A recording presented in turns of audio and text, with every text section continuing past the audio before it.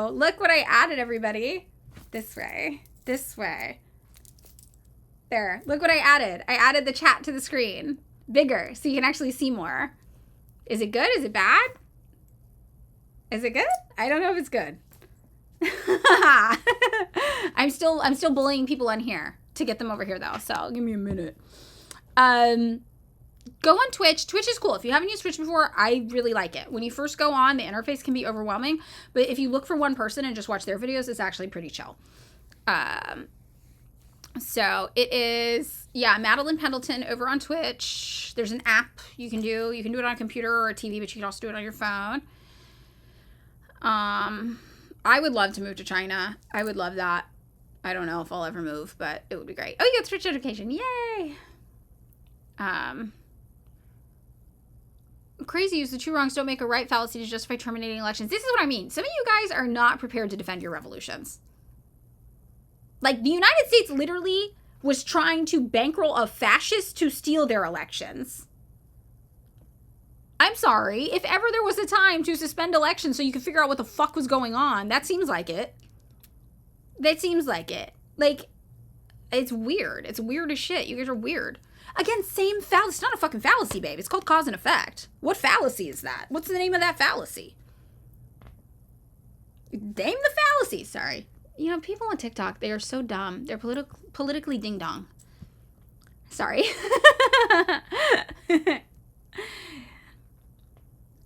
Two wrongs don't make a right. That's not a fallacy. Do you even know what a fallacy is? That's not a fallacy. That's just you saying something we learned in kindergarten that's designed to not make us stand up for ourselves.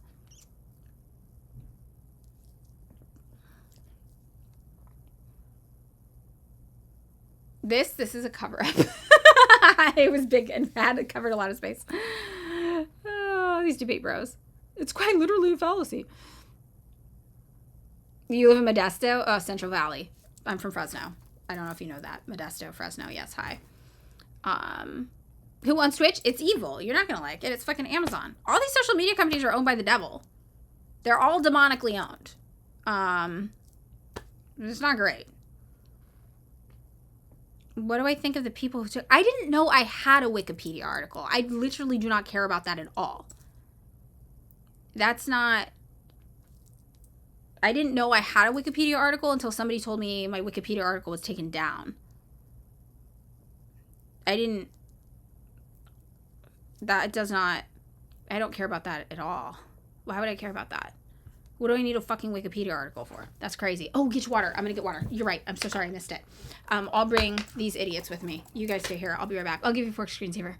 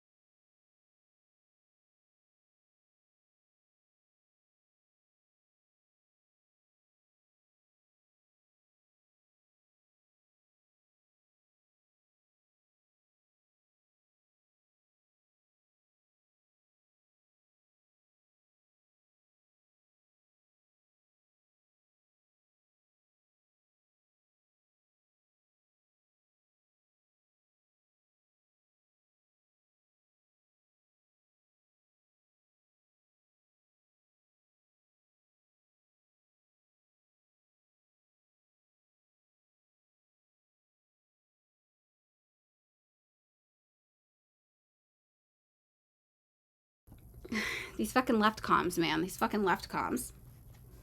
I am. Oh, you're not. Okay, you guys, I'm real sassy today. You guys come over to Twitch. I'm about to hang up here. So get on over to Twitch. I can, Brett. I just did. Get on over to Twitch. These fucking people. There's like some, hold on. Oh yeah, that's way better.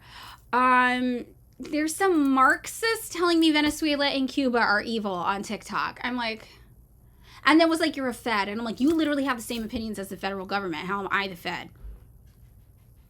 How does that fucking make sense? Yeah. No, we're making fun of you on Twitch. Hydrate. Redeemed. Okay, I gotta go let fork out really fast too. My voice, fuck off. Don't say that shit to me. How do you feel about people calling me a white supremacist? Who the fuck is calling me a white supremacist? How does that make sense? Is it the same people who voted for the lady who's about to do ethnic cleansing and those people? What? It's so good. Hey, good lady. What is that?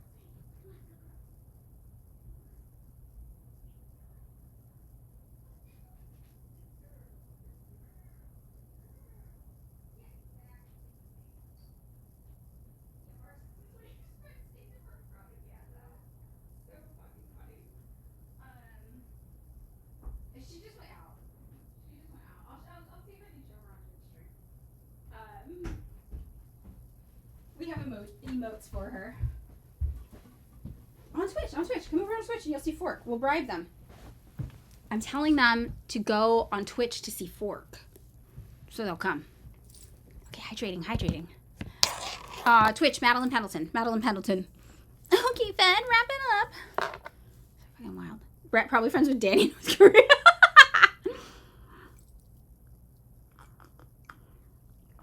Okay. Go. Join us on Twitch, okay? Madeline Pendleton, we're gonna be there. People are smarter there. That North Korean defector page is calling you white supremacist by saying North Korea is a good place.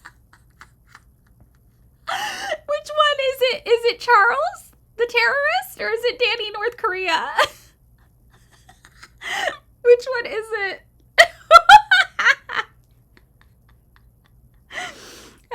Apparently on TikTok, they're telling me that people are saying it's white supremacist to support North Korea. They're not even white.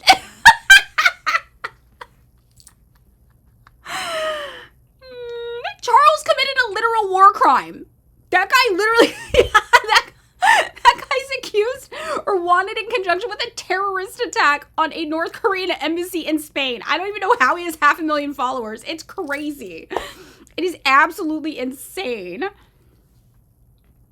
It's crazy. It was Danny. I thought Danny was a girl. You can't tell because of the eyes and lips filter. Oh my gosh, hi. Keep laughing. 631. Hello. Okay, I'm turning off TikTok. Okay, bye. Oh, God. Sorry. Let's see if this one is. Okay, that's screen share. What did I do? Selfie cam, no chat. Okay, so I have new setups for us, guys. I'm here. Hello. There was the person claiming to be a Marxist. Somebody said I was a white supremacist. Somebody said my Wikipedia page got taken down. I was like, what is happening? Stretch. That was a roller coaster. Oh, gluten-free chicken pot pie. The Walmart drug lord. Wow. Congratulations. Yeah, car. Supporting people of color is actually white supremacy. That's what's kooky. These are the same people, though, who thought that voting for ethnic cleansing somehow made you not a racist.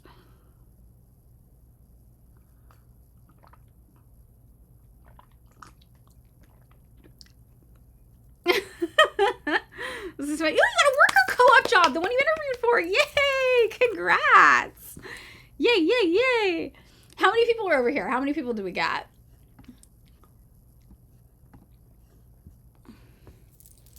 For ethnic cleansing is white people need a shower. 246. Okay, good, cool. All right. So, hi everybody. Welcome to the Twitch stream. If you are new, here's what we do. We take a look at a story in the news and then we analyze it from a Marxist perspective. We talk about sometimes the history of things involved, and we will also give any context we think is important. We'll talk about anything. Sorry about this. My necklace is getting like really reflective. We also will talk about anything we think is like a biased perspective and how it's being reported. We usually try to get through 2 stories before I'm done. I'm usually here for around 2.5 hours. So we'll try to do a domestic story and a foreign policy story. We usually don't get to 2 though. So yeah, that's where we're at. So usually what I like to do is just pull up the news, see what's going on, and then we do a poll to see what everybody wants to talk about today. Oh, you ready to do a poll, Virgo? Okay, yay. And Virgo, it's Virgo's first day back, modding the chat after getting married. So everybody say congratulations to Virgo. And Virgo, I left a comment on your TikTok, but chat wants to get you a wedding gift. So I'll have to talk to you. I have to remember to like DM you or something about it because you don't have a registry, right? So very, very exciting. We also have a pretty good gifting subculture here. Lots of people gift subs. So if you don't have a subscription, if you stick around, usually people are really nice about gifting them, which is good. Mwah, mwah, mwah. And again, if you're new here, if you're new to communism, if you're new to socialism, feel free to ask questions. People will definitely help you. Just make sure you're asking questions nice and coming from the assumption that you could be wrong, right? So, because people will really get rubbed the wrong way if you are acting like you definitely know something that is clearly not correct. So just be nice. Wedding tank. Yeah, we wanted to get you a tank for your wedding. What's an ultra and a left com? So an ultra would be a word for a communist who basically thinks everything has to be absolutely perfect or it's not communism. And a left com is somebody who thinks that regular communism is too authoritarian and basically consumes a lot of State Department talking points. Both are something we call the compatible left, that's based off of something the CIA helped create, which is basically like you can be a communist as long as what you're doing doesn't actually threaten the power and hegemony of the US, and both of those fall into there. So we do not support that. We think you should always be a threat to power. So, yay. All right. We are going to check out the news. Does anybody have any articles they want to submit for us to talk about? Anything interesting they've seen? Okay, Rob, yay! You've got an interview with a National Marxist-Leninist org. That's exciting. Don't worry, Rob. If it doesn't work out with PSL, you can always go to FRSO too. You have options. But I bet it's going to be great. You want to know more about white supremacy, DPRK? Me too. I also would like to know why that's the case. Oh, it looks like our chat isn't popping up here. Do you guys notice this? And this screen, our chat isn't getting shared? Let me see if I can troubleshoot that. It's definitely getting shared here. I would like to share that. Troubleshoot it before we can. Yes, chat, yes. Pop out Madeline Pendleton chat, yes. I wonder why. Huh. Might be for a different day. I don't know. Could we add resources on the history of the USSR? Yes, I need to do that. Why am I so much nicer here than on TikTok Live? Because I'm dealing with fewer idiots. I used to be really nice on TikTok. If you guys followed me 5 years ago on TikTok, oh my God, I was so nice. And then now I'm just constantly getting trolled by morons, and my patience is real low. I'm hearing like a million just of the stupidest thoughts you've ever heard in your life. And here's the thing, again, I'm really nice if people are nice to me, but people who are arrogant and incorrect in a way that I think perpetuates violence and harm in this planet, I no longer have patience for that. I just can't. There's no way. It's absolutely fucking wild. Okay, I don't know what's going on with our chat box down here today. So chat box today down here on this screen share might not be working, but here it is. Let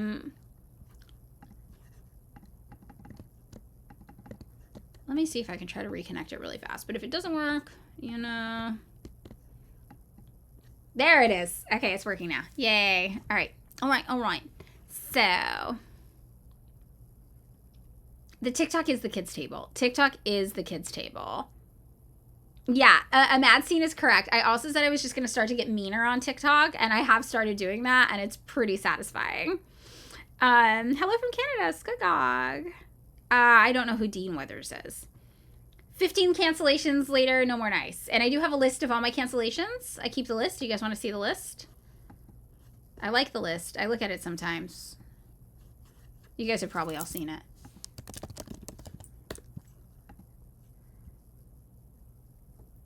Five minutes ago with Ultracom Brett. So true. 260. Okay. I am a Marxist-Leninist. Yes. My favorite cancellation. Yay! Welcome to Twitch. Yay. The first time you saw me curse someone out on Twitter? On Twitter, I'm always like that. I'm like, Twitter's where you go to yell into the void. I ratioed the U.S. government on Twitter yesterday. Oh, baby legs? Yeah, they are on there, yeah.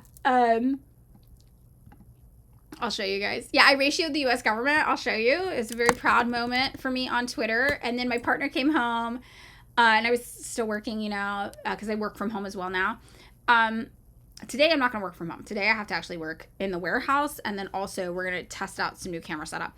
But, yeah, basically, my partner came home and was like, how was your day? And my partner, like, builds airports for a living, like engineers baggage handling systems, like has a fancy job.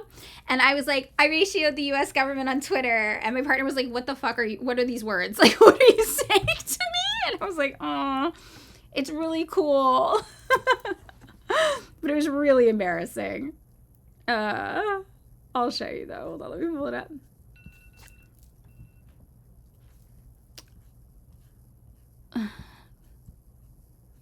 I have to find it. I have a screenshot. It's probably better now though. I gotta find the original. Eep. Okay, so apparently there's this thing in the House called the Select Committee on China. Do you guys know about this? They're basically like a McCarthy 2.0, but directed at China. And their goal is to teach everybody that China is super fucking evil or something. And they're in the House.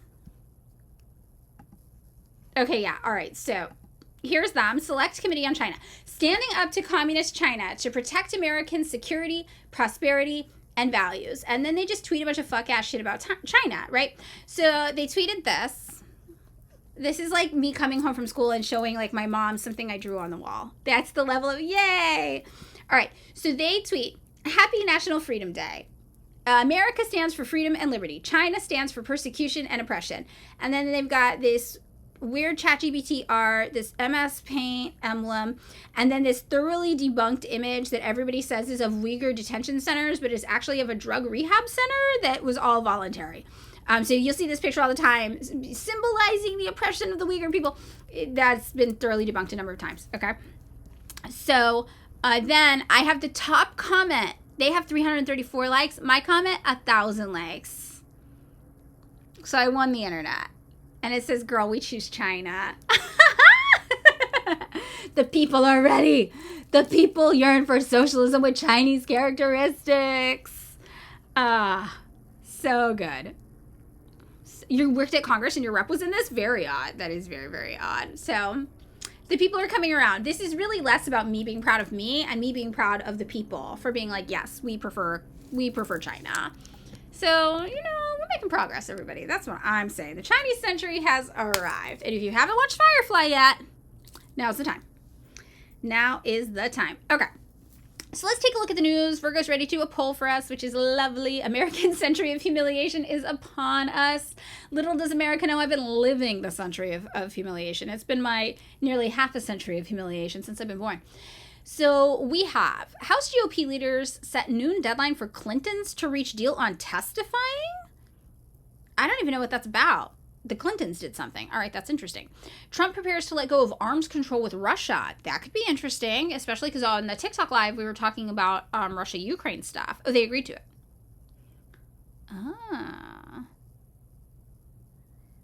Leftist Chan flagged as a ban evader. Oh. Chinese people literally disappear if they say something wrong. Oh, that's why. It's because you're dumb. We probably banned you for being dumb.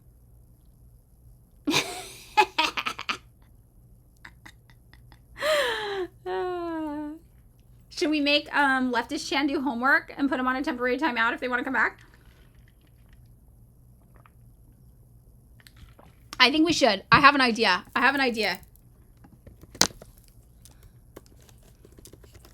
I know exactly what to make them look at. Oh my god, I'm so excited.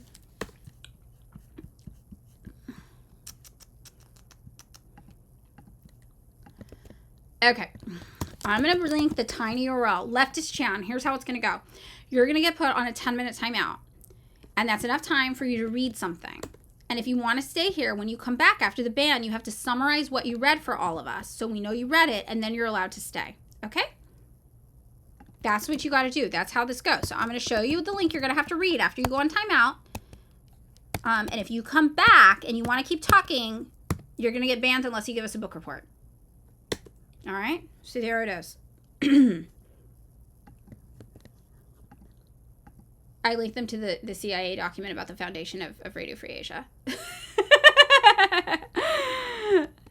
I do too. I think it's good. I think it's really good. So let's, this person's on a little timeout. Do your reading. Come back to us with a little report when you're ready. And then you can stick around if you want, but you gotta not be weird. That's how that goes. All right?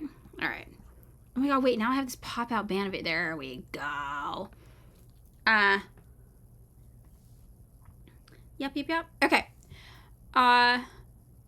It is long, but a lot of it's still censored. Okay. Election officials grapple with brain drain as threats rise. That's interesting. And... okay, and DHS watchdog investigating use of force by ICE. Congress is about to overhaul the drug market. Okay, here's what I think. Vaccines in the drug market. So just drugs. Drugs as a topic. DHS, ICE as a topic.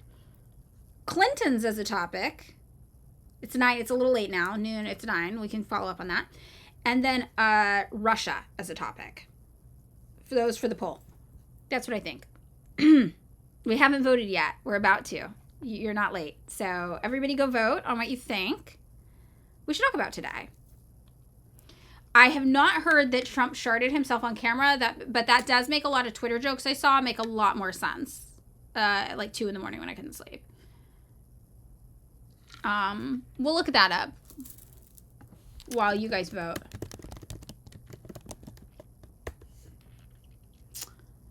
Okay, 2 days ago from Reddit, Trump pooped his pants from Hindustan Times, yes. C-SPAN, Donald Trump audibly defecates himself. Times Now, did Trump poop his pants during Oval Office event? You know what I'm going to say? Hold on, I'll explain this. 1 second. We're going to watch it. We're going to watch it. I'm not above this. Afraid to deal with them or something. But do you notice he never took out my tariffs because we bring in so much money with the tariffs that I imposed on China. He never took them away. He can't because it's too much money. It's tremendous. And we saved our steel industries, and there was more to come, but he hasn't done that. But he hasn't cut the tariffs because he can't, because it's too much money. But he's got the largest deficit in the history of our country, and he's got the worst situation with China. China's going to own us if you keep allowing. Oh my God, he does it so much that this was from 2024. This is a regular occurrence. Do we have to do the Reddit video? Okay, we'll go to Reddit. He's just doing it all the time, apparently. Oh, immediately ends press conference. Okay, that's... This Biden term is going to be a thing of the past. Oh. Too big. Hold on. And I'm so proud to be part And of this. fellas, some great things happening, right? Yeah. Marty, there's great, really great things happening, I hear. And some pretty big announcements over a short period of time, right? Yep. Moving drugs over the counter so you don't need a prescription. Yeah, right. Naloxone, which treats opioid, is one of those drugs.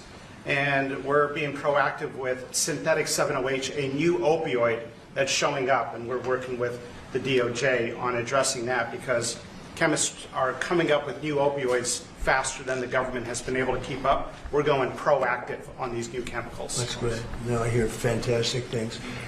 Thank you all very much. We really appreciate it a lot. Thank you, Oz. He's doing a fantastic job.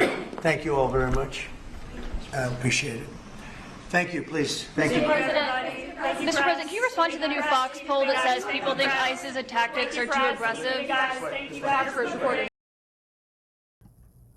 I expected better. I'm not going to lie. That was an anticlimactic on-camera shard. No, Tompanod Taylor, I barely heard it. The blood woman looks at him and then he does it. I mean, apparently he does this all the time, though. We found multiple videos of him allegedly shitting himself on camera. I think that for a certain baby boomer man, with this look for some reason, something about his aesthetic. I had a partner for a while who had a relative who had a similar aesthetic, similar age, and he, at family events, would always be wearing khakis, and you could literally tell he shit himself at multiple family events. But it's not like he did not have his full capabilities or capacities. I think maybe it's just baby boomer culture. They're just off shitting themselves all the time, maybe, and that's just normal or something. Because I've seen it in these men, you know? Yeah, maybe it has to do with the cocaine thing in the 80s. Maybe they're just on so much cocaine in the 80s that now they're just shitting themselves all the time. I think that's it. The woman in green said she tasted it? Shut up. Yeah, I kind of wanted it to be better too. Mr. Tom for the win. A comedy like I grew up watching Dumb and Dumber, so I expected more, but I see now maybe that was movie magic.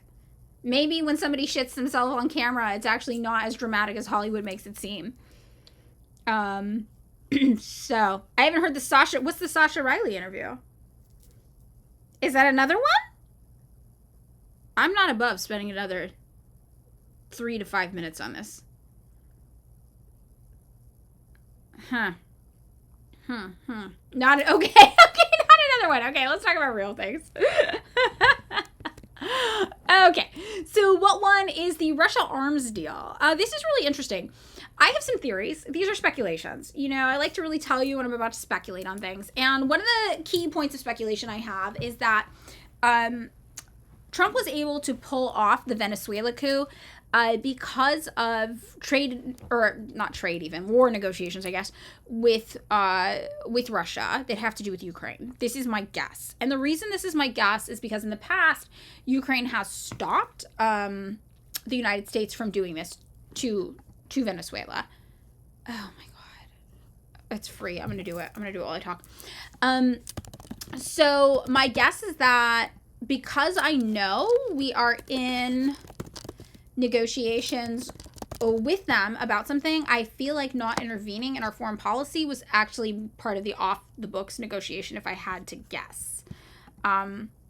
So this is going to be interesting to see if this has something to do with this kind of arms negotiation deal.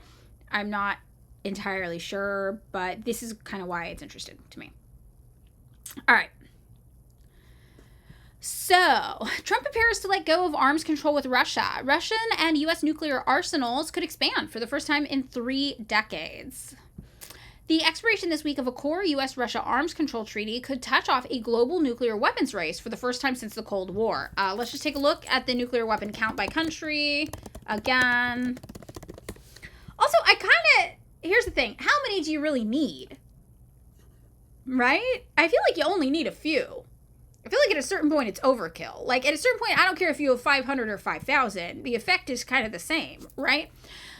So there's 12,000. The United States and Russia have around the same amount. China has 600. North Korea has 50. Yet they're considered the biggest nuclear threat on the planet. Israel's got 90. I'm a little surprised by Pakistan having 170, if I'm being perfectly honest. Yeah, maybe just one for everybody. We got 3,200 followers. Yay. It's funny, the 3,200 followers on Twitch means so much more to me than the 1.6 million followers on TikTok, which is wild. Are all nukes equivalent? That's actually a good question. Are some nukes stronger than others? Other people ask this question. We're not dumb chat. Okay. What we do know is that Axios says newer nuclear weapons are more powerful. So if you're stuck with if you got some Cold War nukes laying around, they're not as good as the new guys, is what we're learning. Thoughts on Code Pink going to Iran? Oh, I actually don't know about that. I do like Code Pink. Sometimes they do some kooky things. Let's see what's going on. Oh, they're just trying to prevent war with Iran. I mean, that's smart. That's totally smart. I also don't want to go to war with Iran. Okay, so we've got the most nukes, us and Russia. We got the most nukes, and they're stronger than they used to be. And we had some treaty being like, we're not going to make more, but now it's expiring, and so we're probably both going to make more. Russia made initial overtures about a renewed pact in September, but the Trump administration has not formally responded, according to 2 people familiar with negotiations. The New START treaty, that's like the treaties about the nuclear proliferation, which will expire on Thursday, was struck in 2010 and limited how many deployed nuclear-capable missiles, bombers, and warheads both the U.S. and Russia could have. The likely dissolution of the agreement comes at an especially fraught time. Russia and China are expanding their strategic arsenals, and the Kremlin has threatened to use nuclear weapons on Ukraine. Yay, America! I love that we're making money off this war. The Defense Department has held a series of internal meetings in preparation for a post-New START world, according to 2 people and another person familiar, all of whom were granted anonymity to discuss internal talks. Although it's not clear what was discussed in those meetings. Yes, the START program is what Aspen did. Yes. We're looking at a very uncertain... Oh, it might be different, though, because that was the Department of Homeland Security. But that is the name. Let's look. Genocide Apology of Barbie. That's about terrorism. That's about the creation of the Department of Homeland Security.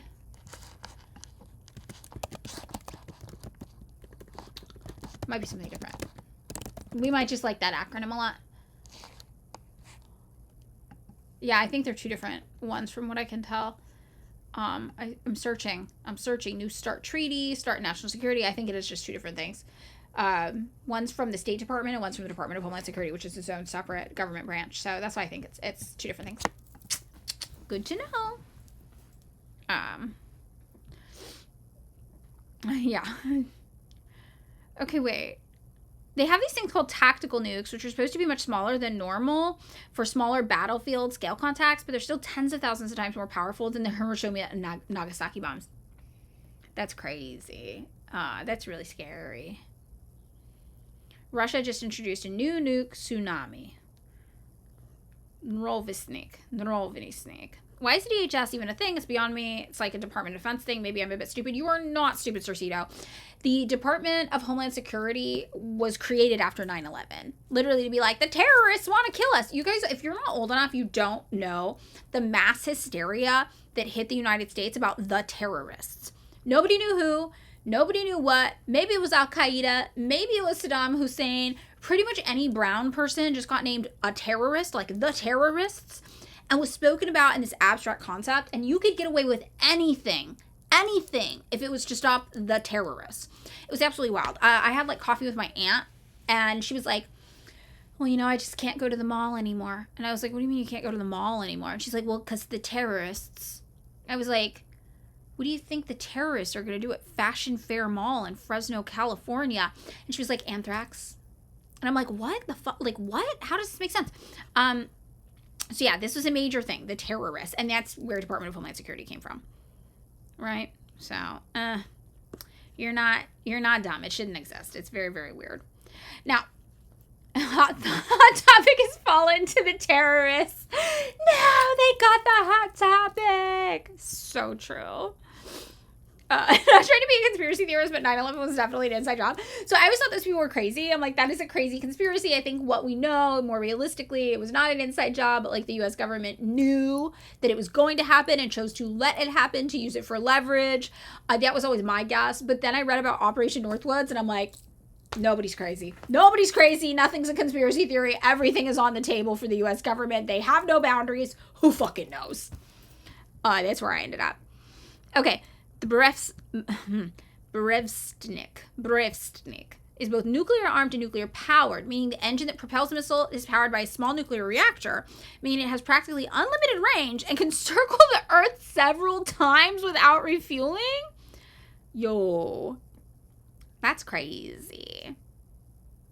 Operation Northwoods is when the U.S. government talked about bombing Miami and blaming it on Cuba so they could justify a war with Cuba.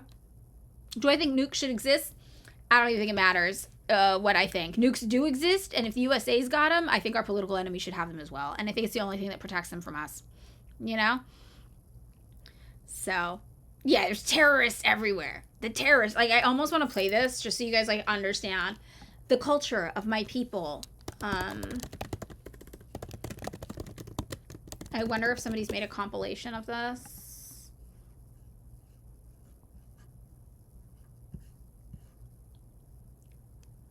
I was looking for a compilation of George W. Bush saying the terrorists. Our enemy is a radical network of terrorists and every government that supports them.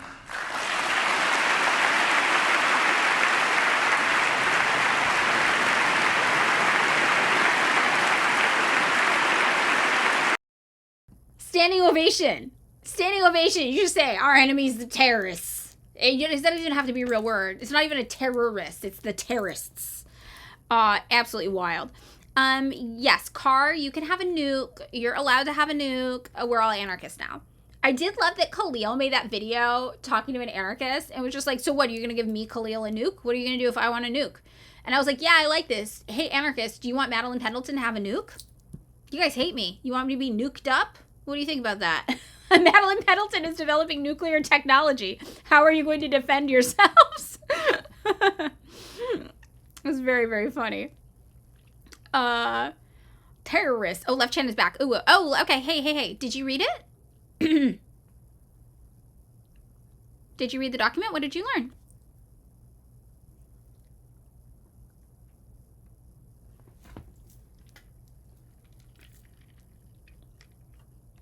I'll keep going.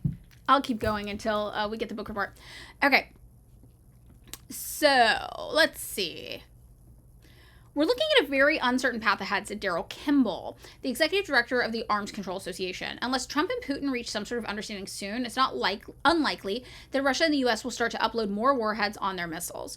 Russia, over the past decade, has significantly expanded its intermediate-range nuclear-capable forces, such as the Oreshnik, a ballistic missile that it's used in combat with Ukraine. China has more than doubled the size of its nuclear arsenal as the U.S. scaled back on some nuclear-capable platforms. I do respect the fact that China's approach appears to be we're not going to go to war until it gets to the point where we have to, and when it gets to that point we're just nuking everybody. Like, if that is their foreign policy, I can't say it's bad. Like, that does make sense. Like, why mess with the other stuff? We're either nuking you or we're not. Like, that's it, babes. And I really like that as a foreign policy agenda. Okay, so possible ban evader says they understand China might not be all bad. Why don't you summarize what the document said really fast? Okay? Summarize that document in the chat, and then we'll decide what to do with you. So, President Donald Trump has indicated he would like a new deal, but said he wanted it to include China. Russian President Vladimir Putin's offer from September would have extended New START limitations for another year, although it would have prevented inspections on weapons. Putin has also demanded that Britain and France participate in a follow-up treaty. Both countries can launch nuclear missiles from submarines or use fighter jets to drop atomic weapons, but do not have land-based intercontinental ballistic missiles in their arsenals. Oh, Carr, all the racists blaming the anthrax letters on the Arab American terrorists is wild. The person behind the anthrax letters was a U.S. Army microbiologist, Dr. Bruce Edward Evans. Yes, and it was totally, it was like the brown people are going to kill you with anthrax everywhere. Your mail, you can't open your mail, it's full of anthrax. That was what we were told. Now is the time when some form of communication channels and transparency measures would be particularly valuable, said Heather Williams, director of the Project on Nuclear Issues at the Center for Strategic and International Studies. Russia suspended those sorts of activities, and China has consistently rejected participation in arms control. The Pentagon referred questions to the White House. Trump will decide the path forward on nuclear arms control, which he will clarify on his own timeline, the White House said in a statement. While the president considers a way forward, he has downplayed the risk of going without an arms control agreement for the foreseeable future. Trump told the New York Times in January interview that he would be able to cut a better deal. If it expires, it expires. We'll just do a better agreement, he said. But some former officials have expressed frustration with the administration's willingness to give up on the treaty just because it doesn't include China. That is interesting. I'm very curious about what Trump's motives are for wanting to include China. But I think it has had, because he's moving to this multipolarity, he really is trying to build a world where him, China, and Russia are the three main players, which Russia would like. I think Russia would like. David on the podcast has been making a case for me that Russia just wants to be taken seriously and given a seat at the table. And it's a matter of cultural dignity and pride for them more than anything else. And I think that that could be correct. So I would also not be surprised if part of the negotiations is trying to formalize in some capacity this multipolarity now and have kind of a triumvirate world power kind of vibes. Okay, Leftist Chan says, guys, well, I love China. Okay, yeah, that's fine. You're cool, man. As long as you love China, you can stay. But if you say any shit that makes me think maybe you don't love China and you're lying, you're out of here. Yeah, it was my smoke detector. It's doing this weird thing where it's going off like once every 2 weeks. So I feel like I have time to really push it, you know? Like when my phone needs to get charged, but it's only on 15%. Oh, the poll. Did Leftist Chan read the document? No. Yes? Didn't understand? No. Ban. Oh. I agree it's no. I think you guys are right. Okay. We can ban him. We can ban him. Did you guys ban him already? Or do you want me to?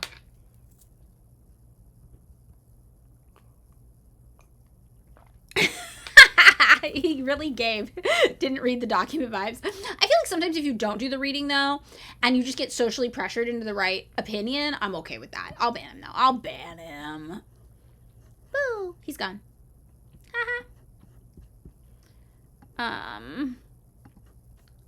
Like, my goal on TikTok at this point is not even to get people to read, because I know they won't.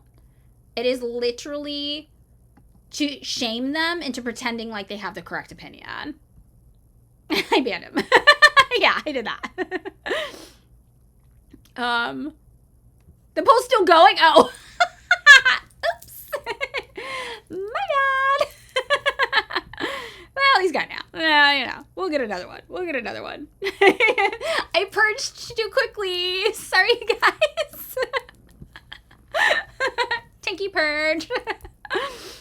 Okay, so in this multipolar world that Trump wants, how is that better for smaller countries? Well, I think that there's a couple ways this could go. The number one way it could go is if it's ideological, right? Now, historically, our example of multipolarity with different ideology was the USSR, and the USSR obviously came to defend other small communist countries quite a bit. Cuba, for example, pretty famously, the DPRK, they had advantageous trade deals with the DPRK, and they were also able to push back against some of the trade manipulation that the United States would do. Like, the United States would say, for example, well, if you want to trade oil with us, for example, you can't trade any oil with Cuba or Venezuela. But if a country could just be like, well, I'll just trade it with the USSR instead, and then I can also trade it with Cuba and Venezuela, we would have basically as a country less sway and control over the global economy. But that had a lot to do with ideology, right? Communists, generally speaking, were very ideologically driven. Our goal is for more countries to become communist. Capitalist countries are the same. Their goal is for more countries to become capitalist. The issue that we are going to run into, though, is like, number one, Russia. Their ideology is kind of fence-sitting. Like, they're not communist, very obviously. But the Communist Party is the second largest party in Russia. And also, I read somewhere, unconfirmed, I just remember this, that they just purged a bunch of Trotskyists and locked up a bunch of Trotskyists, and they're only allowing Marxist-Leninists to be communists in Russia? No, I can't. I gotta see if I remember this. Hold on.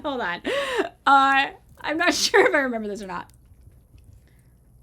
Sorry, my camera has a smudge on it. And it's like, that's what's making this do this. I'm so bad at streaming, you guys. I really am. Like, why? Why is it so... Oh, it's worse now. Jesus. Ah! Okay, whatever. It is what it fucking is. All right? It's not going to get... It's like a hazy, dreamy effect, okay? It's a hazy, dreamy effect right now. It's an art film. I'm giving you art film. All right, let's see if I can find this. Russia purging Trotskyists, but like 2025. Like new.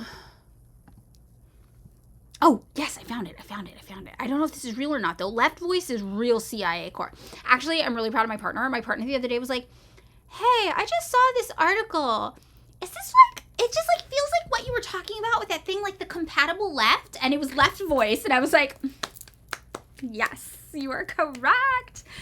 So, yeah, finger grease is way better than TikTok filters. Like, look at my, like, fingers, like, it's got the haze effects. It's very acid trippy. It is really like a cool 70s art film in here. So apparently Trotskyists are being persecuted again in Russia. The case of Gary Azarian and the Workers' Power Group. This is an article. I did see people talking about this. So, Russia, though, obviously, again, not communist currently. They're kind of fence-sitting on the ideology front. I'm not really sure. Now, China, obviously Marxist-Leninist, but China is very isolationist in their Marxist-Leninist approach. They're very much focusing on their shit. So they have done some things, like evaded some embargo restrictions on lower levels to help countries like North Korea here and there. But it's just a matter of how much they would continue doing that or not. So that could be the benefit of a multipolarity. If you have ideological drive pushing some of the countries to stand up for smaller nations. The flip side, though, is that we could see countries basically carve, like especially the United States and Russia, basically carving the world up into spheres of influence, as Lenin talked about with imperialism, and this could alter Russia's economy. Right now, we know Russia's not capable of imperialism because they don't have a finance capital-based economy, but this could be something that opens up the door for them to be taken more seriously on the global stage and to enter a finance capital economy, potentially, and then enter that stage of imperialism where alongside the United States are carving up the world for spheres of influence. So we don't really know. It could go either way. A lot of it depends on how militant China is going to get ideologically to defend other countries. I don't see them getting super militant. And what the ideology of Russia truly is at this point. And that, I think, is a real issue we have to admit. I don't think many people know a lot about it. Okay, I feel like I gotta take this one off because it just keeps blinding everybody. Let's see if I can. Yeah, China playing a waiting game. This makes sense to me. China focusing on China. The comments on the TikTok videos about Russia and Ukraine and the Epstein files. Oh, what are they saying? What are people saying about that? Because really all we have at this point is to speculate about China's psychology. Oh my God, it's just a different necklace. It's horrible. China is in her self-care era. She's like, I'm protecting my peace. So Putin was the good guy all along. Wait, really? Wait, what did the Epstein files say about Ukraine? Should I look? I'm gonna look.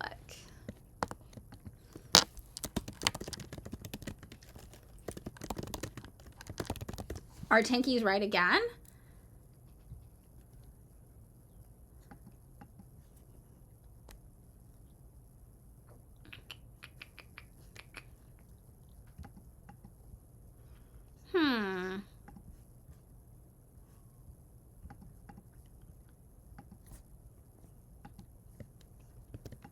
What does the chat say? Putinism. They're saying Putin is good. Tanky's always right. Oh my God. Okay. Here's what I found. Poland to probe possible links between Epstein and Russia, though, but that doesn't seem like what the people are saying. China is in a very Chinese time in its life. You're so right, Comrade Thuggin. Okay, the U.S. Justice Department released all this, blah, blah, blah, blah, blah. Potential fallout in Poland for Epstein's crimes, in particular in relation to what he said was possible involvement by Russian secret services.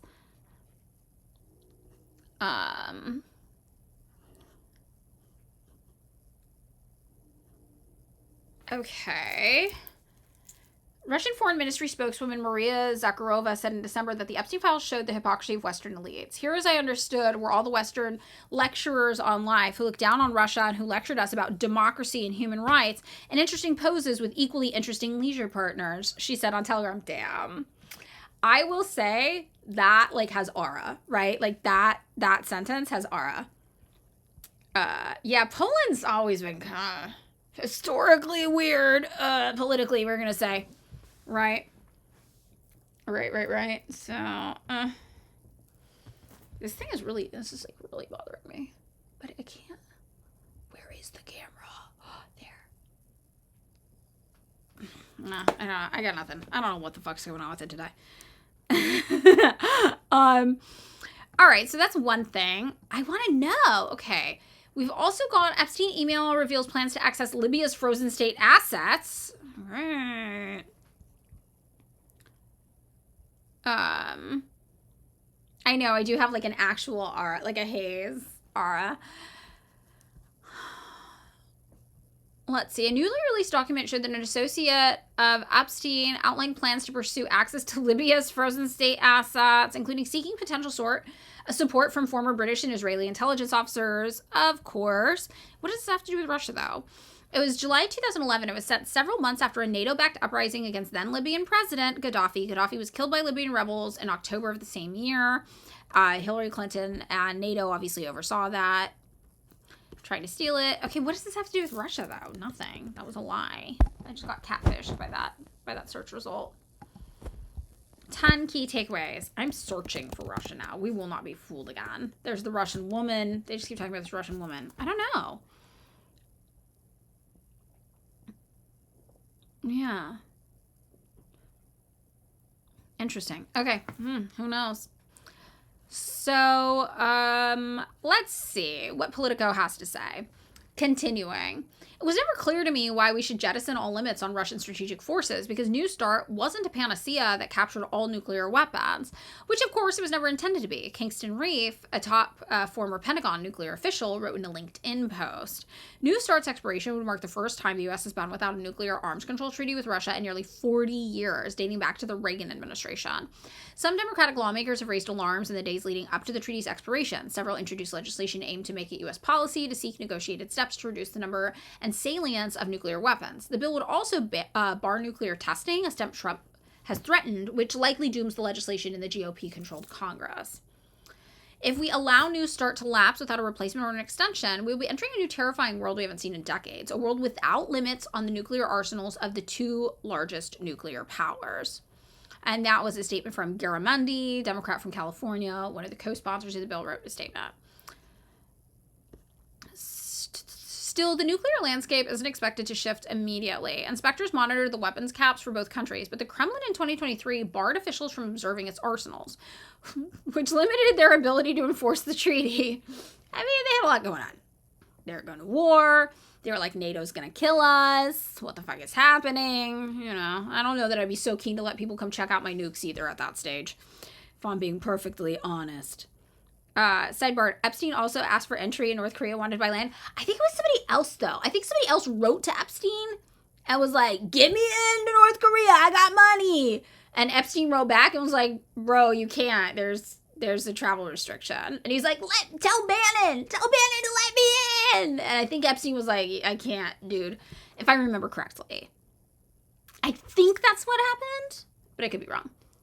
You thought he was having a yeah, I think that Bannon, he was like, tell Bannon. I don't know. Okay, meanwhile, like all U.S. infrastructure, the nuclear warhead arsenal is aging rapidly. That's cool. It probably won't spontaneously go off or anything, right? Yeah. Oh, yeah, sorry. Screen share. Here you go. Thank you, guys. Yeah, it's a little concerning to me, actually, this sentence. You don't want to hear this about nukes. Meanwhile, the U.S. arsenal is aging rapidly. Like, do we know what happens if it ages? That can't be good. Okay, Virgo's BRB. Like... What do we think's gonna happen? Car, do we think a nuclear world war is actually likely? Or is it something people love fear-mongering about but are too scared to actually start? Mutually assured destruction and all. I think that a country with nukes would potentially nuke a country without nukes, but not a country with nukes unless it nuked that nuke's nuke facility. Does that make sense? I think that could happen. I think a nuclear attack could happen, but probably not a nuclear back and forth, if that makes sense. Flashbang. I know. You know what? You're all getting the fork screensaver while I get a cloth to wipe this off, okay?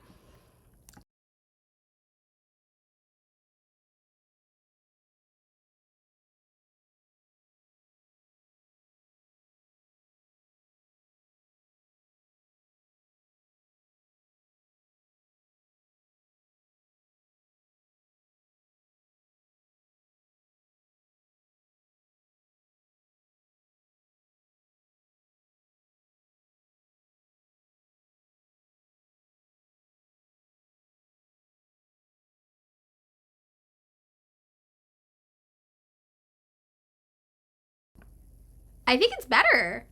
Randomly, I just had this in a little package on my desk. It's like literally to clean glass. So, look at that. All right. Get forked, idiot. All right. Okay. So, like everything in the United States, our nukes are falling apart. We're a decrepit, aging superpower that doesn't invest in infrastructure. Our nukes are probably going to go off. Do we know where the nukes are stored? That's a good question. Clean. Yeah. Aren't I sharp? Look how sharp I am. Do we know where they are? Where in USA are the nukes? Do we have like a map? Okay.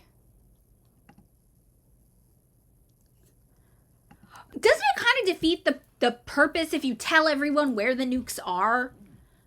Because why wouldn't they just nuke they could do a normal bomb on the nukes, and then the nukes might explode, and then you get a country to nuke itself. Why? We got Maelstrom, Montana, Minot, North Dakota, Warren, Wyoming, Colorado, Nebraska, Kitsap Naval Base in Bangor, Washington, Naval Base of Kings Bay, Georgia, Nellis, Nevada, Whiteman, Missouri, and Barksdale, Louisiana. Are you guys near any of these? Anybody in the chat potentially going to get nuclearly annihilated if someone bombs our nuke facilities? You got family in Nebraska. Well, doesn't sound great. I'd also like to point out that the 3 states I have not been to are Nebraska, Iowa, and Wisconsin. So maybe I'll just never go to Nebraska just in case. Right? It's not great. Okay. Interesting. He made a clip? Okay, good. I'm going to look at it later. You're in Nebraska? Sorry, Zach. Ugh. I really hope nuclear war doesn't happen for Nebraska. Okay, so they're allegedly stored in underground silos that are resistant to attacks like that. Okay, that's good to know. Is it like are they being maintained in terms of infrastructure development, or is it like the way we have bridges that were supposed to collapse 20 years ago, but we're still just driving on them? You know? I don't really trust in the United States' ability to develop infrastructure of any kind.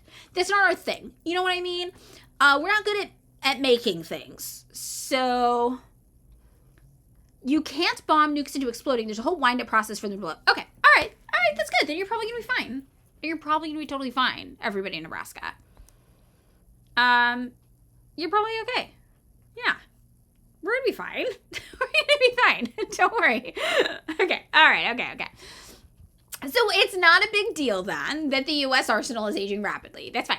And it includes weapons that are more than 50 years old. Oh, but they're not as powerful. We just learned that. But Russia's already begun a modernization effort by developing new weapon systems such as the Poseidon Sea drone and hypersonic weapons that wouldn't have been covered by New START's limits. Also, I just want to point out, we have 2 people in the chat who are pretty knowledgeable about nuclear weapons, and that is coming in very handy. I'm appreciating you both.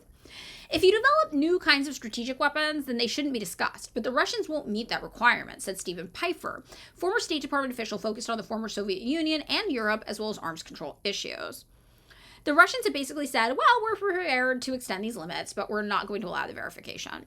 This all means the Pentagon may have to scramble to find new ways to counter Russia's and China's buildups, and American allies may act as well, although not in partnership with the U.S.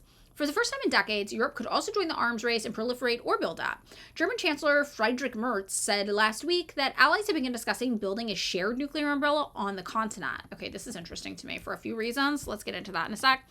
Swedish Prime Minister Ulf Kristersson said he started diplomatic talks with France and the UK, the continent's only nuclear-armed powers, about developing additional nuclear capabilities for Europe. Experts expect Chinese leader Xi Jinping to react as well. It's only going to encourage the Chinese to accelerate their already worrisome strategic buildup. Okay, so that's what's going on with the nuclear weapons. Everybody's getting nuked. Just gonna nuke each other, nuke the planet, and then we won't have to worry about this shit anymore, I guess. So, oh my god, your family in Iowa has acreage with bomb shelters. Okay, that's pretty interesting. Very, very interesting. They didn't explode in Spain. Still 2 broke and leaked in the collision. Wow. Nearly been watching. Oh, yay, we got people here. Okay, so everybody's getting nuked. So if you have a crush on somebody, tell them now before it's too late. Spend your last nuke day on Earth with someone you love. UK nukes are USA paywalled? Really? They can't access them. So I have some thoughts about this. There's this talk I'm always trying to get you guys to watch. If you haven't watched it already, I think you should. And it is Jeffrey Sachs, our guy, talking to the EU Parliament about why they should develop the EU into its own kind of powerhouse to compete with Russia and China and the USA, and not attach itself to the USA as part of like the Western world in general. And it's a really, really good talk. I like Jeffrey Sachs. I think that the vibe I get is that he's older now. He's done a lot of government work, both for the EU, for the UN, but also for the United States. And it kind of feels like he's just at the point where he's like, look, I'm getting old. All these people are fucking insane. Here's what needs to happen. No censorship. Just here's what I really think because you're all crazy. It's like how I lose my patience on TikTok and just start telling everybody the truth, no filter. I really feel like that's the stage of his life he's at now. And it makes watching him very, very compelling and interesting. So the idea that the EU is trying to develop nuclear weapons under an umbrella of the EU, I think is telling and in line with kind of that warning, really, that Jeffrey Sachs gave the EU at the EU Parliament, where he was like, you cannot keep attaching yourself to the United States. The United States does not give a fuck about you. The United States will throw you under the bus the first chance it gets. And now look what's happening with Denmark. Very obviously, he was correct. And he said the only thing that is going to protect you, Europe, is to try to develop yourselves into a political sphere of influence on your own, but not as individual countries. You are all too small for that as Europe. So basically, he was trying to encourage a pan-European movement, just like we'd have like a pan-Africanist movement to counter U.S. hegemony. He was trying to push for a neoliberal pan-European movement of social democracy-backed defense strategies or some shit like that, and foreign policy, which I think is very, very fascinating. You know, very, very interesting situation going on there. All the European countries hate each other? Is that what you mean, Belle? I missed what came before that. I think it's interesting. I mean, obviously it's going to be a neoliberal shit show, right? Obviously having more counterbalance to U.S. hegemony probably won't be bad in the long run. It's not our ideal.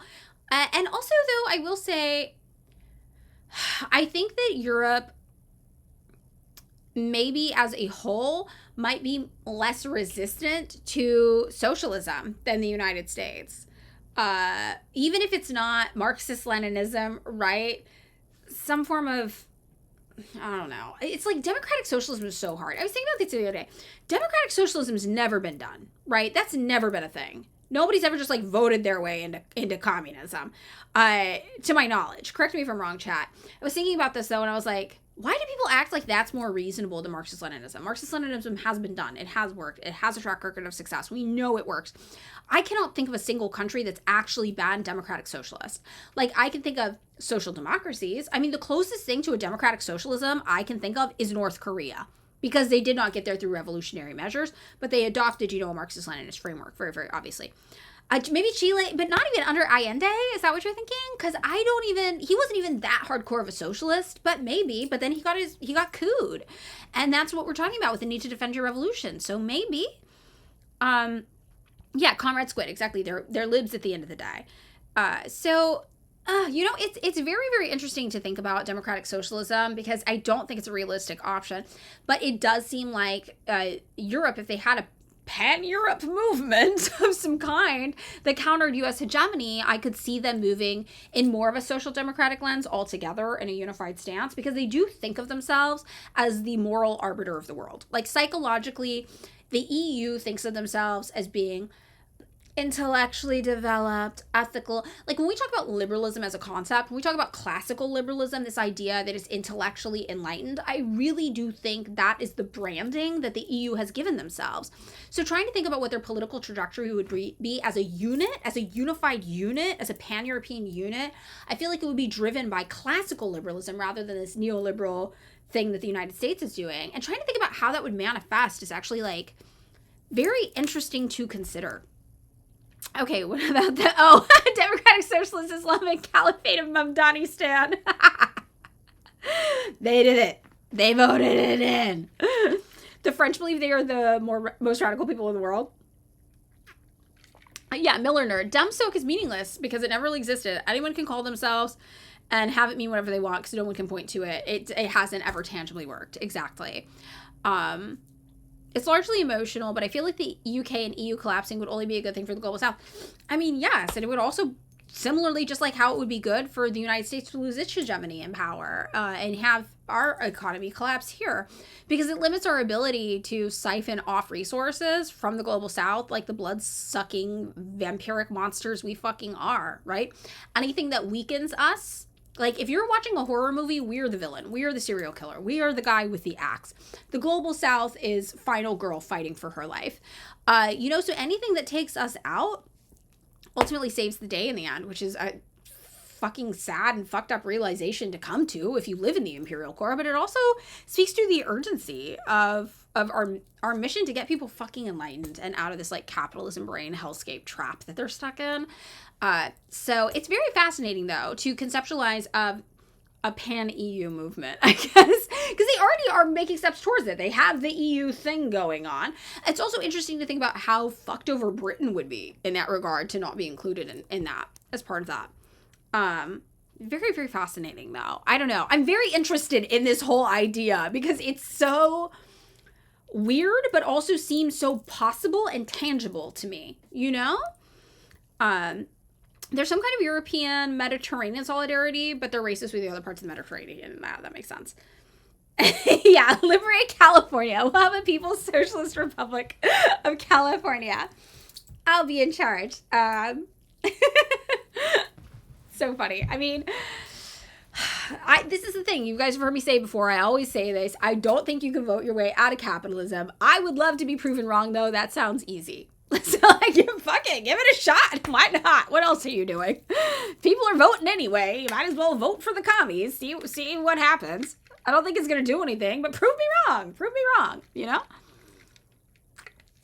Do I think it's possible the U.S. balkanizes? Yes. I think that is possible, especially if we can. So, basically, we have a polarized political climate right now, right? We're talking about this on TikTok with Gen Z.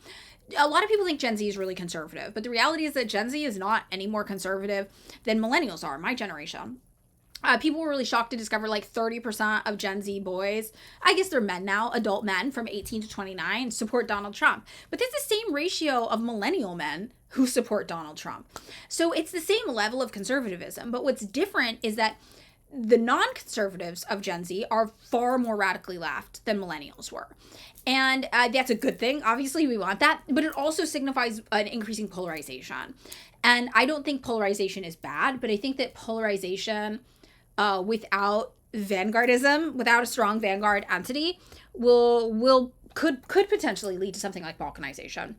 Really could lead to more Civil War style conflict, could lead to this state's doing our thing, you do you over there, like we're just going to focus on us.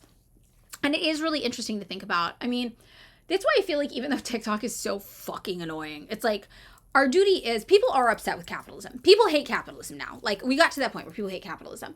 But unfortunately now we have to undo so much Red Scare propaganda about socialism and communism to show them there is a path, there is a way, and you don't need to be afraid of it.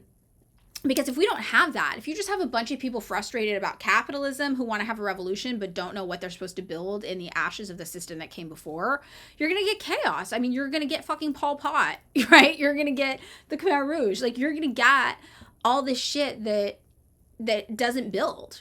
And I think that's the importance of a Marxist-Leninist vanguard movement. So, you know, I've tried a few different approaches. I've tried You Catch More Bees with Honey. I've tried being sweet with people. I've tried socially shaming them. I'm not sure what works. I honestly don't know. But, like, something has to happen because I don't think the current system is sustainable, obviously, because it's capitalism, and capitalism is not sustainable. But also because the increasing polarization means that people are starting to look for other options now. People want a different option now. But their class consciousness hasn't developed enough to be able to identify what the other options are. You know what I mean? They're like, this is bad. We need to do something different. But they're not at a point yet where they like can fully understand what the options are, why it is bad, and what comes next. So, I know, the Madeline Villain arc. But sometimes like people will find old videos of mine from like 2022, 2021. I'm like, oh, it's so nice. It was so much nicer.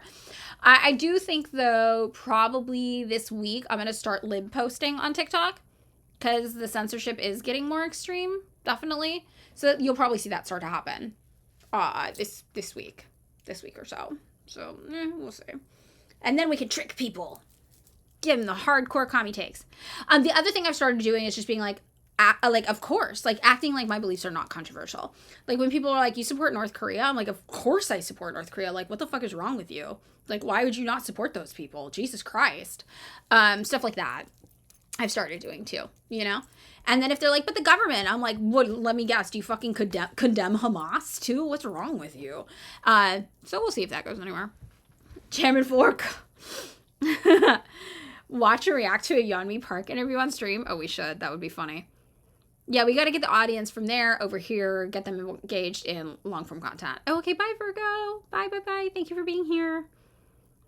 Avril LaCringe, it's crazy because a lot of socialist-leaning Americans I know hate any socialist leader that ever did practice. It's crazy. Yes, and I think I told you guys yesterday there was this fucking Fed Post bullshit on TikTok that was like, real communists like these people, but not these people, and the only people you were allowed to like were dead. They were dead people. Like any current communist that's still alive, they were like, no, these are bad men. And I'm like, this is like Marx wrote about this. Like, Lenin wrote about, people have written about this, where you sterilize these revolutionary leaders of the past and make them seem palatable and almost liberal, and any current leader is too radical, too extreme. Oh yeah, I should definitely be aggressively plugging it. You're so right. You know, very, very interesting. So maybe the EU is building some sort of general EU pan movement. Let's take a look at this. This is from January 29th, a few days ago. Merz says Germany exploring shared nuclear umbrella with European allies. So this is interesting to me based on the context of this. European nations are starting to discuss ideas around a shared nuclear umbrella to complement existing security arrangements with the US, German Chancellor Friedrich Merz said, amid growing talk in Germany of developing its own nuclear defenses. Merz, speaking at a time of increased transatlantic tensions as US President Donald Trump upends traditional alliances, said the talks were only in an initial stage and no decision was imminent. We know that we have to reach a number of strategic and military policy decisions, but at the moment, the time is not ripe, he told reporters on Thursday. Germany is currently banned from developing a nuclear weapon on its own under the so-called 4+2 agreement that opened the way for the country's reunification in 1990, as well as under a landmark nuclear non-proliferation treaty that Germany signed in 1969. Merz said Germany's treaty obligations did not prevent it from discussing joint solutions with partners, including Britain and France, the only European powers which have a nuclear arsenal. These talks are taking place. They are also not in conflict with nuclear sharing with the United States of America, he said. European nations have long relied heavily on the United States, including its large nuclear arsenal, for their defense, but have been increasing military spending, partly in response to sharp criticism from the Trump administration. Trump has rattled Washington's European allies with his talk of acquiring Greenland from Denmark, a NATO ally, and his threat, later rescinded, to impose tariffs on countries that stood in his way. He's also suggested in the past that the U.S. would not help protect countries that failed to spend enough on their own defense. You guys might remember this. He was like, everybody needs to be pitching in more in NATO. This was like a big thing for him. Merz's comments were echoed by the head of the Parliamentary Defense Committee, Thomas Rowenkamp, who said Germany had the technical capacity which could be used in developing a European nuclear weapon. We do not have missiles or warheads, but we do have a significant technological advantage that we could contribute to a joint European initiative, Rowenkamp from Merz's center-right Christian Democratic Union Party told Germany's Welt TV. So I think they really are trying to do this. Very, very interesting. I'm going to show you guys, maybe I'm going to put a link to the interview for those of you who haven't seen it yet, that I was talking about with Sachs. You know, where can I go here? Google Docs. It's in my Ukraine-Russia doc because part of what he's talking about is how being terrified of Russia is going to be the death of the EU. And how they need to be not following the footsteps of the United States because we are an impetuous nation of children. And we use game theory as foreign policy, which means assume that the other side will not negotiate with you, so never negotiate. And he's just like, hey, this is going to get you killed. This is going to get you guys all killed. You cannot do that. So I think it's very interesting. All right, this is U.S. imperialism in Latin America. Oh, I never finished this document. I got a bunch of half documents here. Here we go, Russia, Ukraine. All right, so this is my resource doc on Ukraine and Russia. I cannot wait to learn more about the Epstein file, Ukraine-Russia thing. My live on it still did get banned for misinformation this morning, which is wild. But yeah, I don't know.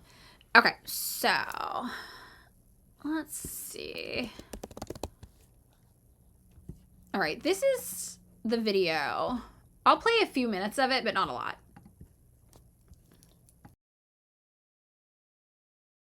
First of all, I would like to thank you all for coming here.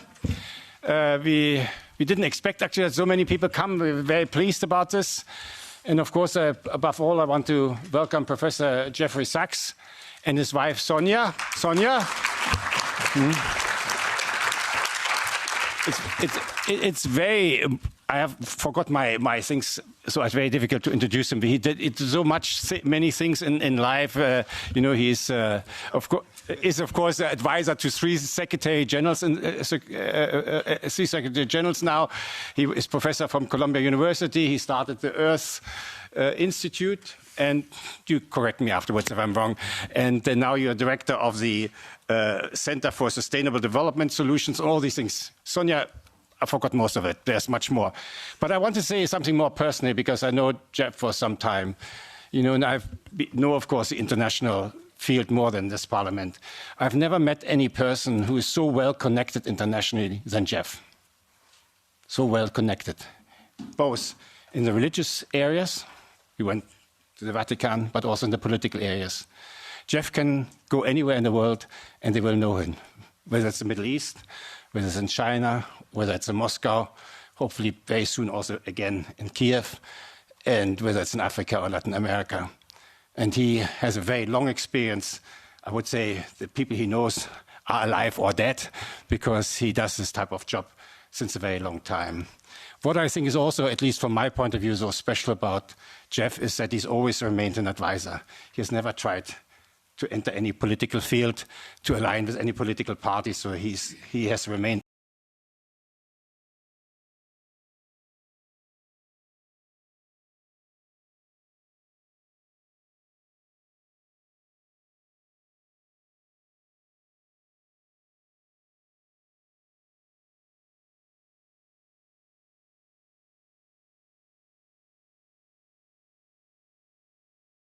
Fuck, muted. Okay, sorry, I hit it twice.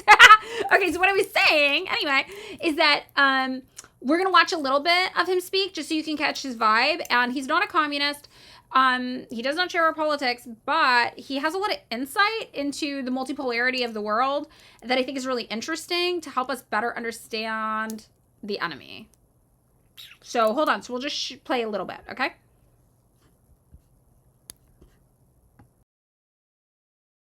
Russian Empire. This is childish propaganda. Excuse.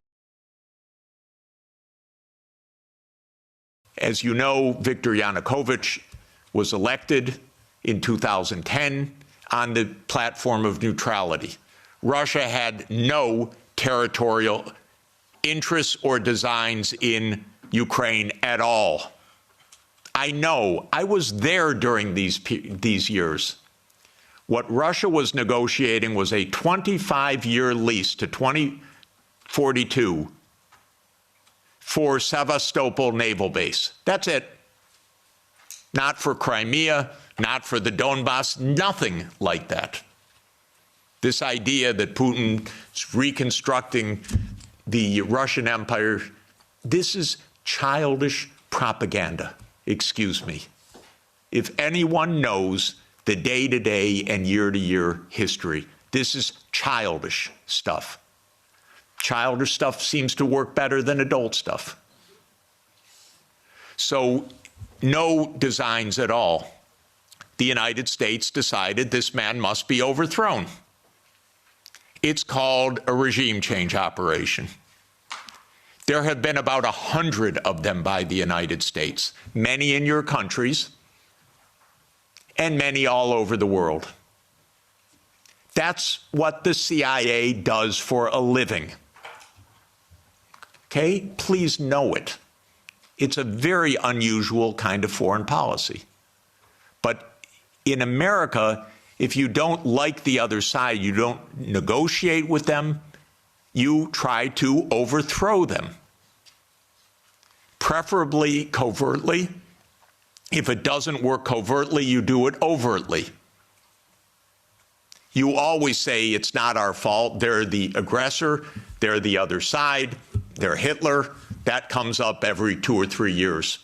Whether it's Saddam Hussein, whether it's Assad, whether it's Putin, that's very convenient. That's the only foreign policy explanation the American people are ever given anywhere. Well, we're facing Munich 1938. Well, we're facing Munich 1938. Can't talk to the other side.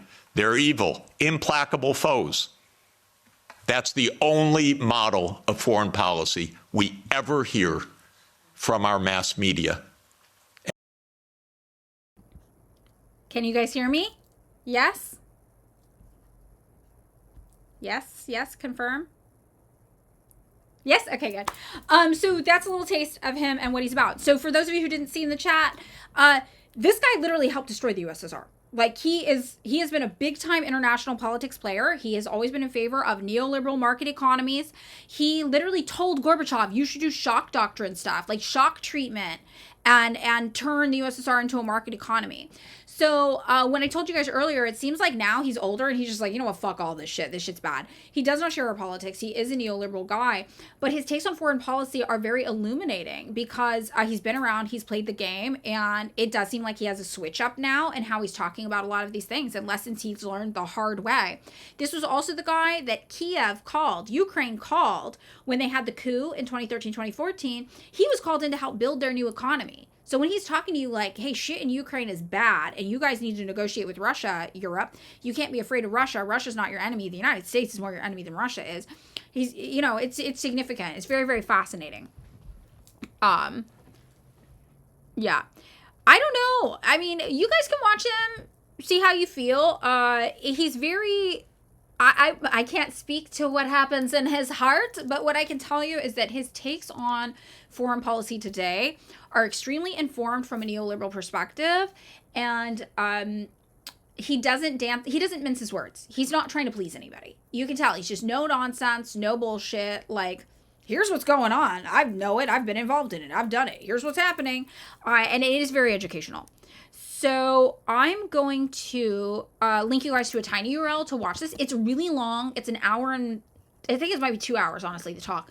But it's worth it. It's definitely worth a watch. You put it on in the background while you clean your house, headphones on, whatever. You don't need to watch it. He's just sitting there the whole time, you know. But it's quite good. And it's mostly about Russia, Ukraine, but you can learn a lot, I think, about global dynamics in general and how it pertains to the EU. So I think there's things we can learn from him about real politics, certainly, you know. I think this is really MSYNDBXB. Okay. Yeah, I mean, it is refreshingly honest. It's very honest. It's so honest. You're like, I can't believe this guy is saying this out loud. We're not supposed to say this stuff out loud. It's like the antidote to Donald Trump's version of honesty. You know, Donald Trump's like, of course they got the CIA in there, dude. They're doing it all. Like, of course, why not? Who cares? He's like, of course they've got the CIA in there, comma, and it's bad. And logistically, you should not align yourself with the USA because those people are psychopaths. I mean, that's more what it is. And he was on Democracy Now! A lot when he used to watch in 2008. He had good takes on the financial meltdown. Exactly. So, you know, not a guy with our politics, but a guy who I think is interesting to understand the neoliberal world that we live in. Yeah. Very, very fascinating character. So that is what I was thinking of when I was like, oh, the EU wants to develop a shared nuclear capacity of some kind. Maybe they're listening to this guy, right? It is sickening listening to libs talk about foreign policy. So this is, I mean, it is something, and he's right. And this is also what I think is so interesting. When you talk to a liberal about foreign policy, they're like, you're in a cult, you're brainwashed, you're cherry-picking sources. This is what I'm hearing all the time. And I'm like, I'm literally telling you to listen to people who helped destroy the USSR, which I think is one of the greatest accomplishments of Marxism, because when you're right, you're right. You know, that's it. When you're right, you're right. And he's fucking right about some things. And he's right about understanding the neoliberal world order as it stands today. And I think that's like what's really hard is that liberals are very used to playing team sports. They're very in the red versus blue. It really breeds a team sport mentality. They cannot understand analysis from a Marxist perspective. They can't understand that as a Marxist, you could look at something like North Korea and say, okay, well, they're not great on gay rights, but that doesn't mean we throw the baby out with the bathwater. Who would be great on gay rights in the position they've been in the past 75 years? You know, these kinds of things, they really are not compatible with a liberal worldview. A liberal worldview is moralizing. Their entire worldview is based on having moral superiority over Republicans. So they're really not able, right, to conceptualize a multifaceted analysis. And that's what we need to do as Marxists, right? We need to do a multifaceted analysis. So, you know, they're not going to get it, but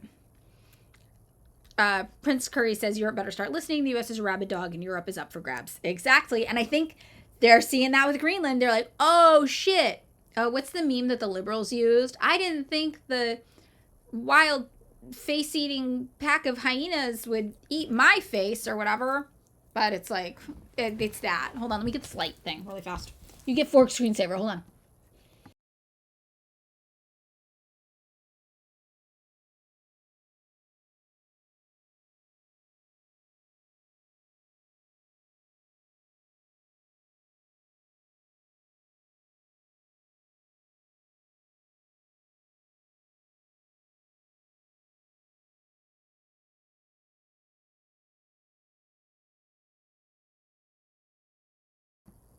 Okay, yeah. Yeah, it's the leopards. The face-eating leopards. Yeah. Can you hear me okay? Let me know if you're hearing me or not.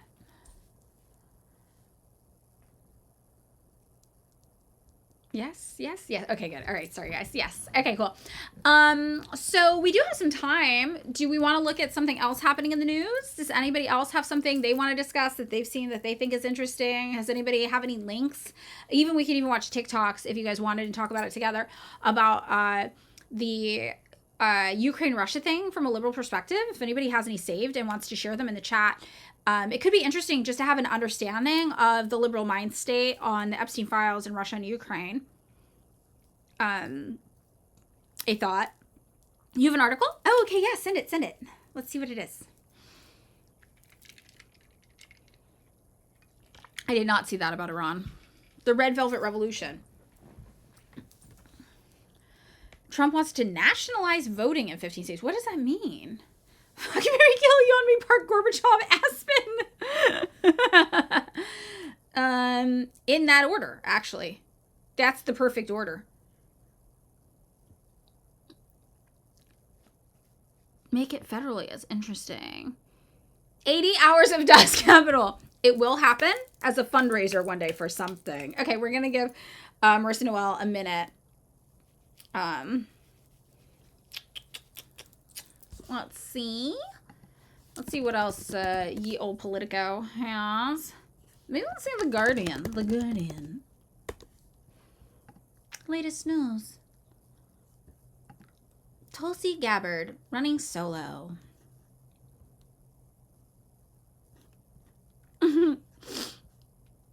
Partial shutdown, clears procedural. Okay.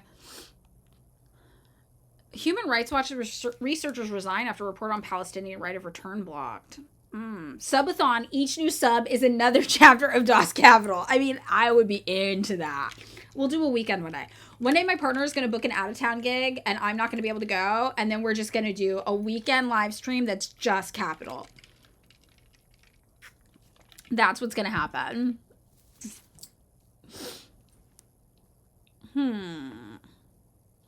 Police suspect mother of Today Show host Savannah Guthrie was abducted from Arizona home. We get some true crime. Okay, let's see. Marissa Noel. Okay, it's from Breach Media about DHS funding in New Brunswick, Canada, a tungsten mine. This is a Canadian site? I'm not familiar with this.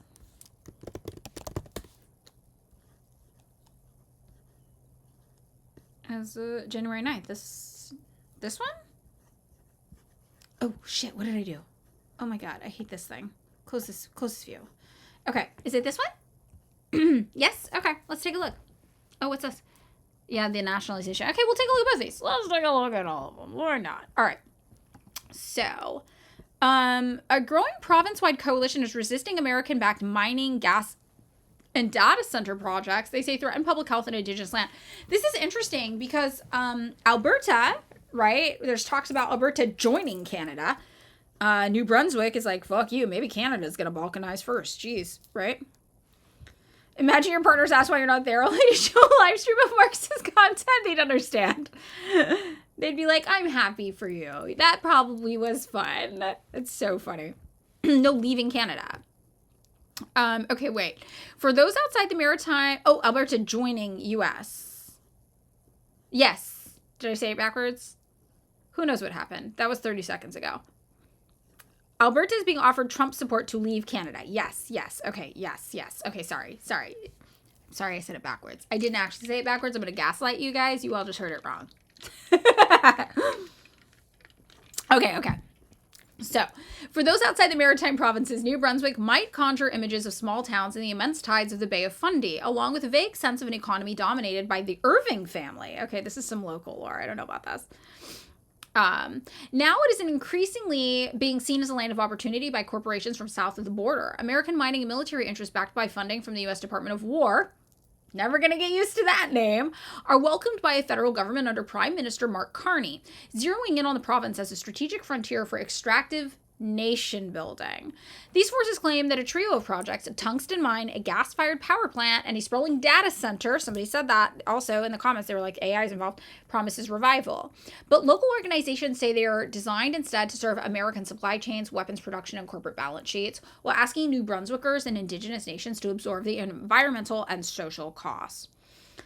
Locals are now mobilizing in the wake of months of patriotic rhetoric from Ottawa in the face of U.S. pressure that seems to have amounted to little.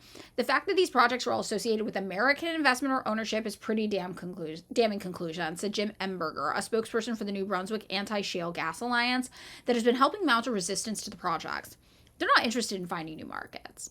And in the case of the gas plants, Emberger points out they will tie the region to the United States not merely for a short while, but for 30 to 35 years. What happened to Elbows Up? Northwest of Fredericton, the U.S. Department of War is eyeing one of the world's largest deposits of tungsten and molybdenum. Oh, okay, thanks, Virgo. I'll take a look. On TikTok, yeah? Are there DMs on here? How does Twitch work? Okay, sorry. Thank you, Virgo. I'll look. Accessing the metal requires building a new open pit mine. Okay, yeah, thank you. Thank you, Virgo. Tungsten is a critical resource used in defense and aerospace, including munitions, which explains the military interest. In November, Carney chose the Sisson mine as one of his major nation-building projects, putting it in the running to get fast-tracked past certain laws. Investors have been trying to launch the mine since 2007. Because it's an existing project, it looks like the federal government is doing something, and it catches this new wave of enthusiasm for rare metals. This is according to Emberger. DM are called whispers? That's crazy. That's kind of pervy. I think they know what they're doing. You're like, gamer girl, what is OnlyFans? I think that's right. That's what's going on, right? Is that what they call it that? They're building a brand. They're world building. Okay.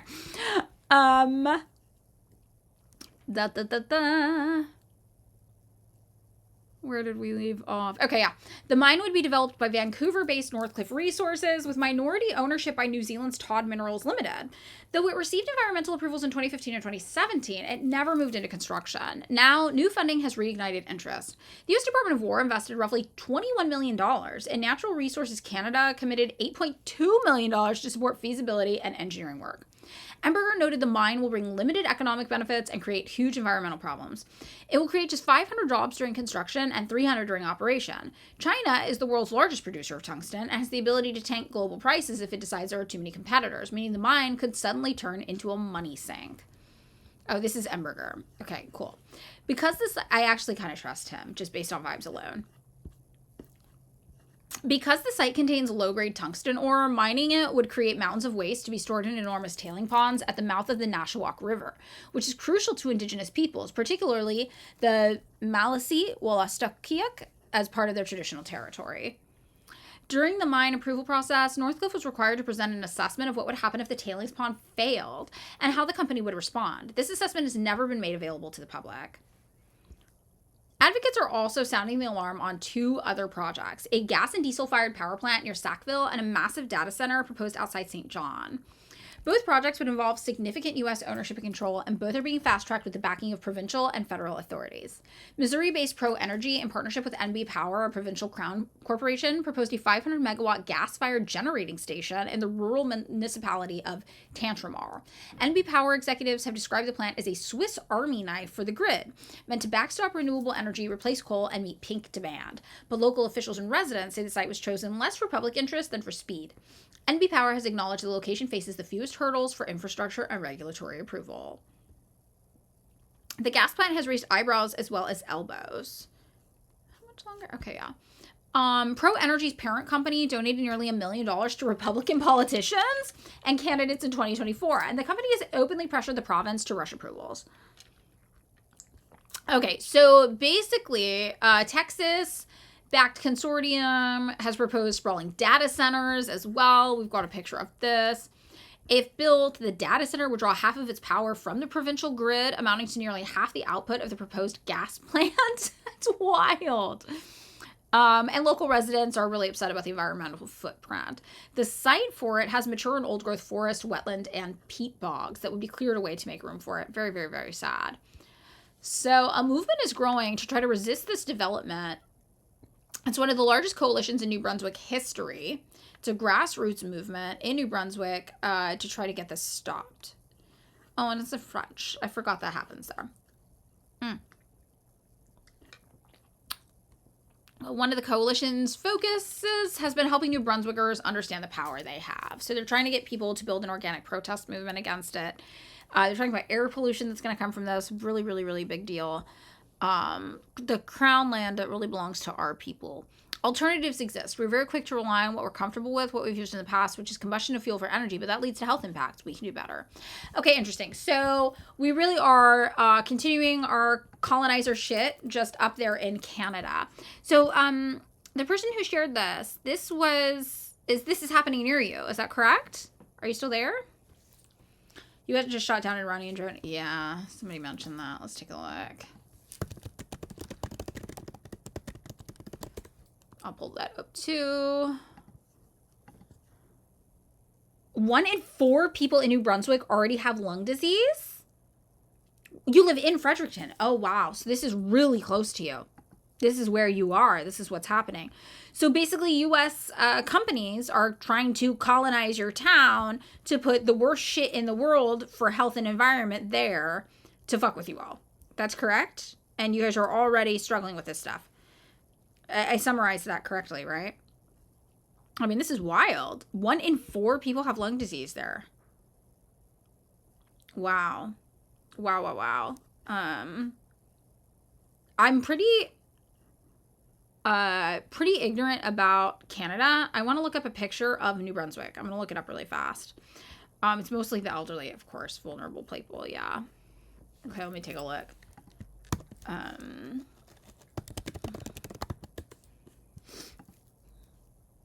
Oh my god, it's beautiful. Jesus. We're on a tourism website, but it's gorgeous. So it really is like a hub for nature. Is that correct?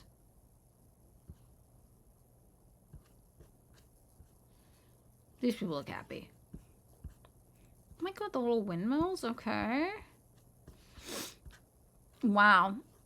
This is I think what I would picture from New Brunswick. Canada is the headquarters of some of the worst mining companies worldwide. Interesting. Yeah. It was really beautiful. Gorgeous. Okay, yeah. So this is obviously a huge environmental impact. Beautiful settler colony. Look, I'm not allowed to like the settlers' places of home before they colonized Spain. I'm not allowed to compliment their settler colonies. It's almost like woke is making it so they can't enjoy anything, if you think about it. No, it is a very beautiful settler colony. That is correct. We have 6 indigenous reservations in 6. Wow. Yeah. No, it is. I mean, we were really serious about trying to make Canada a new state, apparently. God, I don't fucking know. And then how many states do you guys have in Canada? Let me understand the lay of the land here. Canada states, because, you know, images. Okay, this is, oh, shit. This is what I'm looking at here. So New Brunswick is this little islandy almost area. It's not quite an island down here. And then the area that is all Trump-pilled is way over here, Alberta, based on what we were reading yesterday. So that's pretty interesting. Provinces. Sorry, provinces. Yeah, okay, I see. So they're pretty far apart. Okay, I get it. I get what's happening. It's pretty. I mean, we're doing a lot in Canada. A lot is happening in Canada. It's also, it's just weird too. It makes me think about the MAGA communists. How the MAGA communists keep talking about making Canada the 51st state. It is very, very odd. I'm not sure where this came from. Alberta is the place with no rats. What does that mean? Chat, please explain. Alberta is the place. The MAGA communists? Yeah, the ACP. They're actively trying to recruit me. The funniest thing happened, I said this at the beginning of my TikTok live. They see me like fighting about DPRK, you know? And I got 2 comments from one today. They've been trying to recruit me lately. At first, they hated me. They posted a picture of me on the internet and they were like, this is why communism will not win. Be normal. Like mad that I like look too alternative. And then I started making fun of them on Twitter, and they did not expect that. They did not expect for me to make fun of them on Twitter. So then they tried to out-Marx me, and they didn't realize like I'm actually a Marxist. Because a lot of Twitch streamers will say they're socialists or whatever. A lot of social media personalities will say they're socialists. But they're not, you know? So I don't think they realized I was actually a socialist. Also, they didn't know about my TikTok presence. They thought I was just a random person with 30,000 followers on Twitter, and that was the extent of it. So then this, like, Twitter movement happened where all these people were posting my picture of my face, and they were like, I'm joining the war on the MAGA communists, are called the ACP. I'm joining the war on ACP on the side of Madeline Pendleton, and then they flipped out. So then they switched up their approach, and now their approach is aggressively trying to recruit me to join them. But they're really homophobic. They're really weird. They're tail enders. They're really socially regressive. They have a very weird understanding of Marx that's not accurate. Some people think they're straight up fads. I don't know about that, but they're weirdos for sure.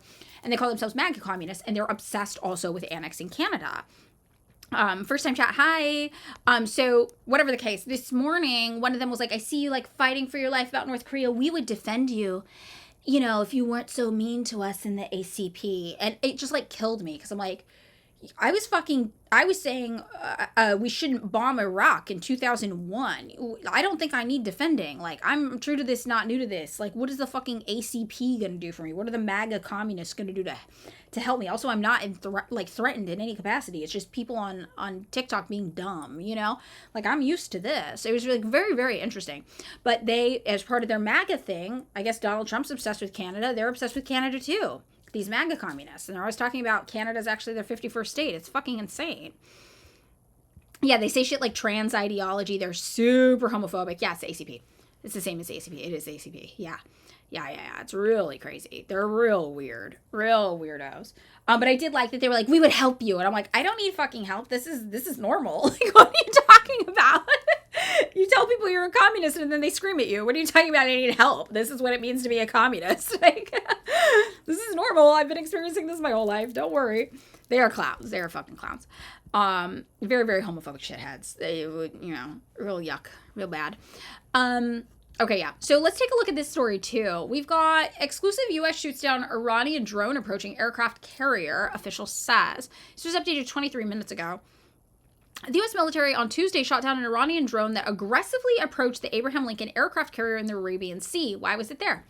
The U.S. military said in an incident first reported by Reuters. Arabian Sea.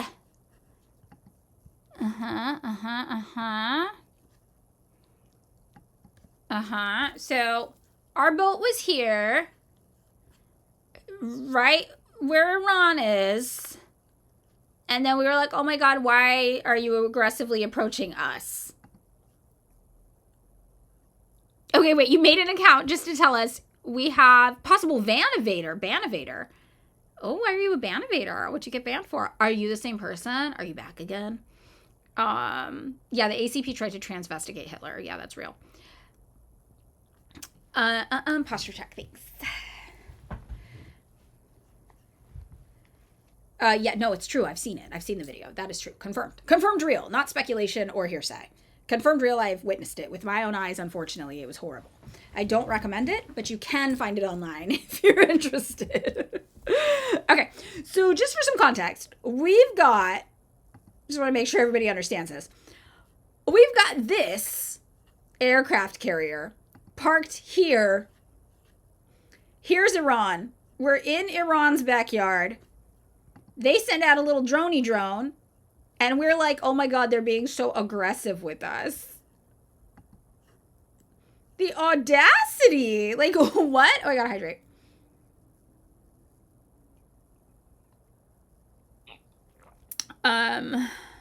Very interesting. The incident came as diplomats, there we go, as diplomats sought to arrange nuclear talks between Iran and the United States. U.S. President Donald Trump warned that the U.S. warships heading toward Iran, bad things would happen if a deal could not be reached. Oil futures prices rose more than $1 per barrel after the news that the drone was shot down. The Iranian Shahed 139 drone was flying towards the carrier with unclear intent and was shot down by an F-35 U.S. fighter jet. I kind of also like want to know, like, how big is this? What are these things looking like? Are they... Okay, all right. It's like a fucking airplane. All right. Tiny airplane. Okay. An F-35C fighter jet from Abraham Lincoln shot down the Iranian drone in self-defense and to protect the aircraft carrier and personnel on board. Again, here's Iran. Here's where we were. And just to really hammer this point home, and just...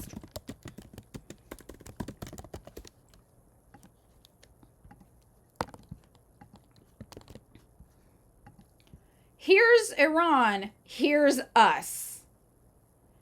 We, over here, had a boat here. And we said that we shot down their drone in self-defense. Oh, do I have a hydrate? Sorry. Oh my god, there's so many hydrates. Okay, wait, I missed it. I was looking at pictures of why we had a fucking boat over there. Oh my god, there's so many, you guys. Okay. Hold on. I'm gonna do them all. Okay, I'm going to count them. 1, 2, 3, 4, 5, 6, 7, 8, 9, 10, 11, 12, 13, 14, 15, 16, 17, 18, 19, 20, 21, 22, 23, 24, 25, 26. Stretch. Okay. 27, 28, 29. Another stretch. 30. 31, 32, 33, 34, 35, 36, 37, 38, 39, 40, 41. Jesus. 42, 43. All right, let's go. All right.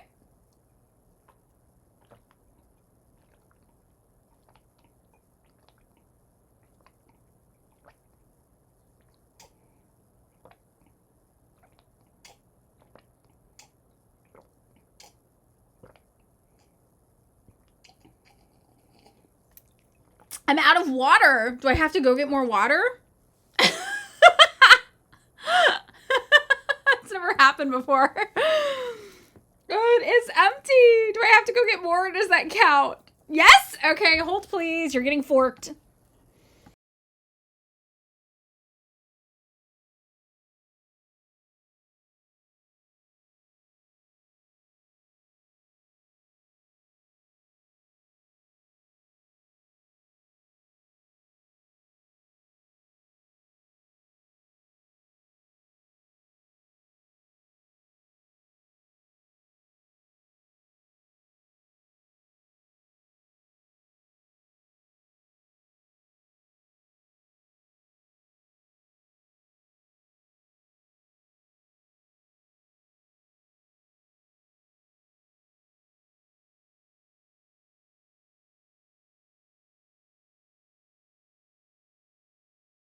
Look at what I got.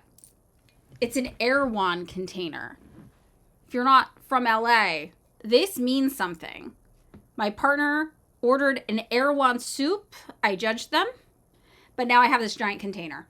Okay, we're on 18. Okay.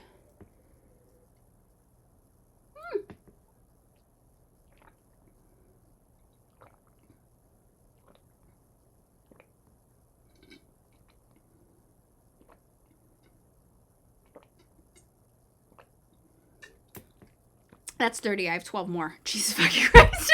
This is the closest you guys ever actually have got to waterboarding me. 12 more. We're going to get it.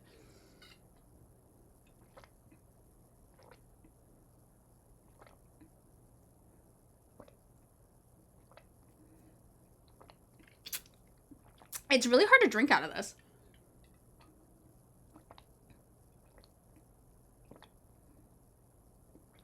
Two more.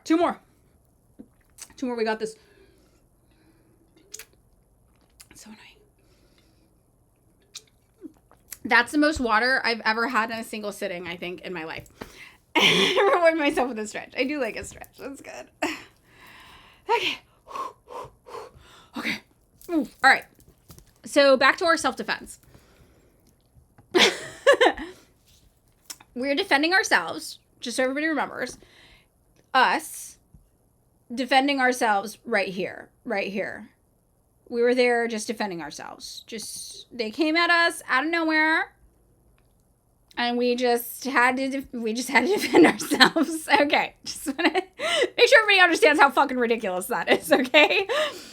So this is according to Navy Captain Tim Hawkins, a spokesperson at the U.S. Military Central Command.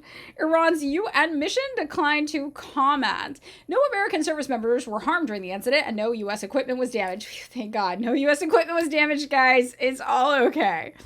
The Lincoln Carrier Strike Group is the most visible part of a U.S. military buildup in the Middle East following a violent crackdown against anti-government demonstrations last month, the deadliest domestic unrest in Iran since its 1979 revolution. We all know 80 million people died in the protests that were definitely not being exacerbated by Mossad agents. Trump, who stopped short of carrying out threats to intervene during the crackdown, has since demanded Tehran make nuclear concessions and send a flotilla to its coast. He said last week Iran was seriously talking, while Tehran's top security official Ali Larijani said arrangements for negotiations were underway. In a separate incident on Tuesday in the Strait of Hormuz, just hours after the drone shoot-down, that's today, Iran's Islamic Revolutionary Guard Corps harassed a U.S.-flagged, U.S.-crewed merchant vessel, according to the U.S. military. I mean, fair, I would do the same fucking thing. 2 IRGC boats and an Iranian Mohajer drone approached MV Stena Imperative at high speeds and threatened to board and seize the tanker. Again, we just did this off the coast of Venezuela. We just seized a tanker, and that was fine, apparently, business as usual. God forbid Iran do it. Yeah, whatever. Maritime Risk Management Group Vanguard said the Iranian boats ordered the tanker to stop its engine and prepare to be boarded. Instead, the tanker sped up and continued its voyage. Hawkins said a U.S. Navy warship, the McFall, was operating in the area and escorted the Stena Imperative. Anything for capitalism. It's a merchant vessel. The situation de-escalated as a result, and the U.S. flagged tanker is proceeding safely. Yeah, Iran never gets a break, man. They never get a break. It's absolutely wild. And then, of course, if you're like, hey, maybe we shouldn't try to overthrow Iran, everyone's like, so you love the IRGC? You love the Ayatollah? You love theocracies? Is that what you mean? You love theocracies? Torturing women? You hate women? You hate women and you love the IRGC? And it's like, Jesus fucking Christ, if you could ever have a serious conversation in good faith with people about this, like, I will say, if you guys don't follow Nagin is an Iranian communist, an Iranian Marxist. And I love Nagin because Nagin has a clothing line that I've actually been familiar with before I even knew who she was or that it was commune called Noctex. And she's not on TikTok anymore, but she is on Instagram. So if you look her up, if you look up Noctex, you might be able to find her from there. It's Noctex. And she has really good insights. She has friends, family in Iran who actually do want a Marxist-Leninist Iran, right? But she also was like, yeah, and then Israel and fucking all these places are here, and the United States are here, making shit even harder for us. So very, very interesting. I think that's a good reference point for what's happening in Iran. Yeah, the products in those vessels needed freedom and democracy. Absolutely wild. Absolutely wild. She's somebody saying 50,000 Iranians. It's like the Stalin big spoon grain thing, man. These people just keep making... they're just like, yeah, fuck it. Add more. Why not? Every person in the world has died. It's absolutely wild. Very, very, very bizarre. But again, it's a very binary thinking that liberalism breeds, right? There's good guys and there's bad guys in the world. One of the other things I'm trying rhetorically is just ask people, so you agree with Donald Trump's foreign policy. You support Donald Trump's foreign policy agenda. And see where that gets you. So try that one. And then just be like, oh, I don't support Donald Trump's foreign policy agenda. And don't get into it too much. Nagin, let me see if I can find her company's Instagram. Her company is cool, too.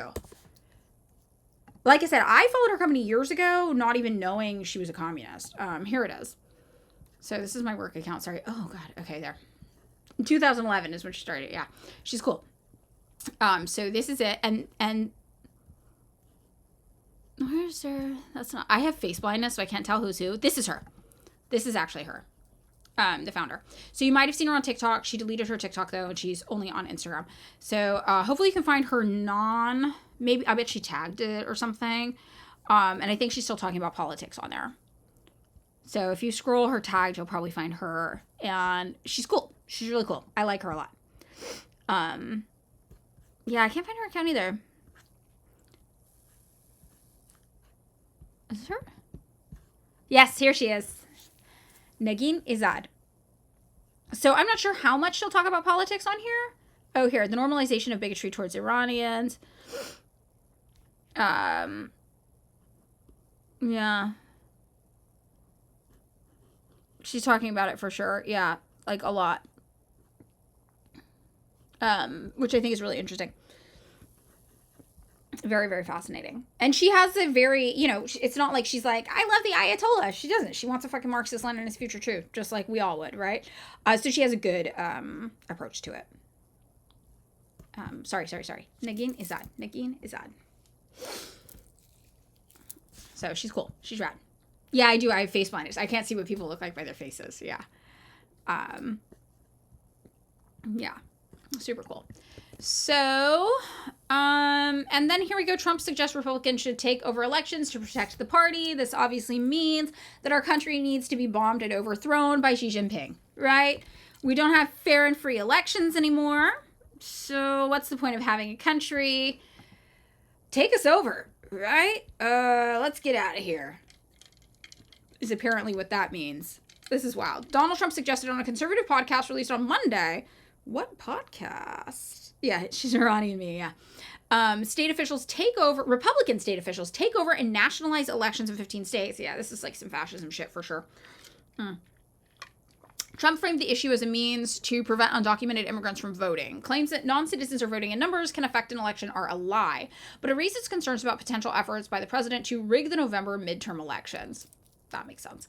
Also, not the first time we've dealt with this. So for all of the liberals out there who are like, this is the worst it's ever been, like, Donald Trump is not the first person to do this. When I was a teenager and first starting to vote, all these people were wondering if the George W. Bush elections actually were real or not. I still don't know what the outcome of that was. Bird blindness. That would be sad. I love a bird. Yeah, the president's just doing podcasts. I also thought it was weird. I'm like, what fucking podcast is he on? Who does he think he is? Gavin Newsom? It's very, very weird. While describing his victory in terms of counties he won in 2024 and ignoring the vast difference in population between large urban counties and rural counties, real problem for Republicans. Understanding urban density is not a Republican strong suit, I will say. Trump said of immigrants, if Republicans don't get them out, you will never win another election as a Republican. Ugh. God, I wish that were true. Trump said that immigrants were brought to the United States to vote.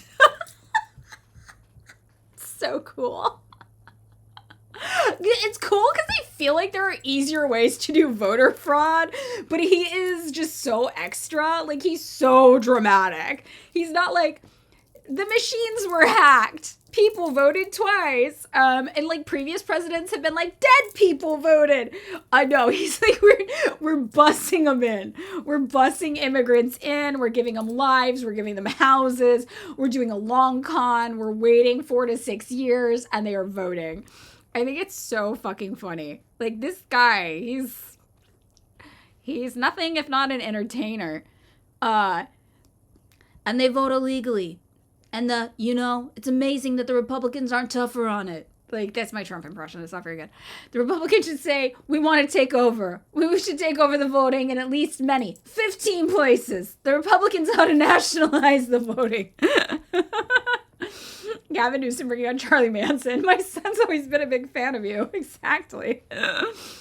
They're voting very bigly. The immigrants are voting bigly. We have states that are so crooked, and they're counting votes. We have states that I went, Fork, where are you going? Fork, come here. She's trying to eat the cat's food right now, I can tell. Fork, come here. I gotta go get her 1 second.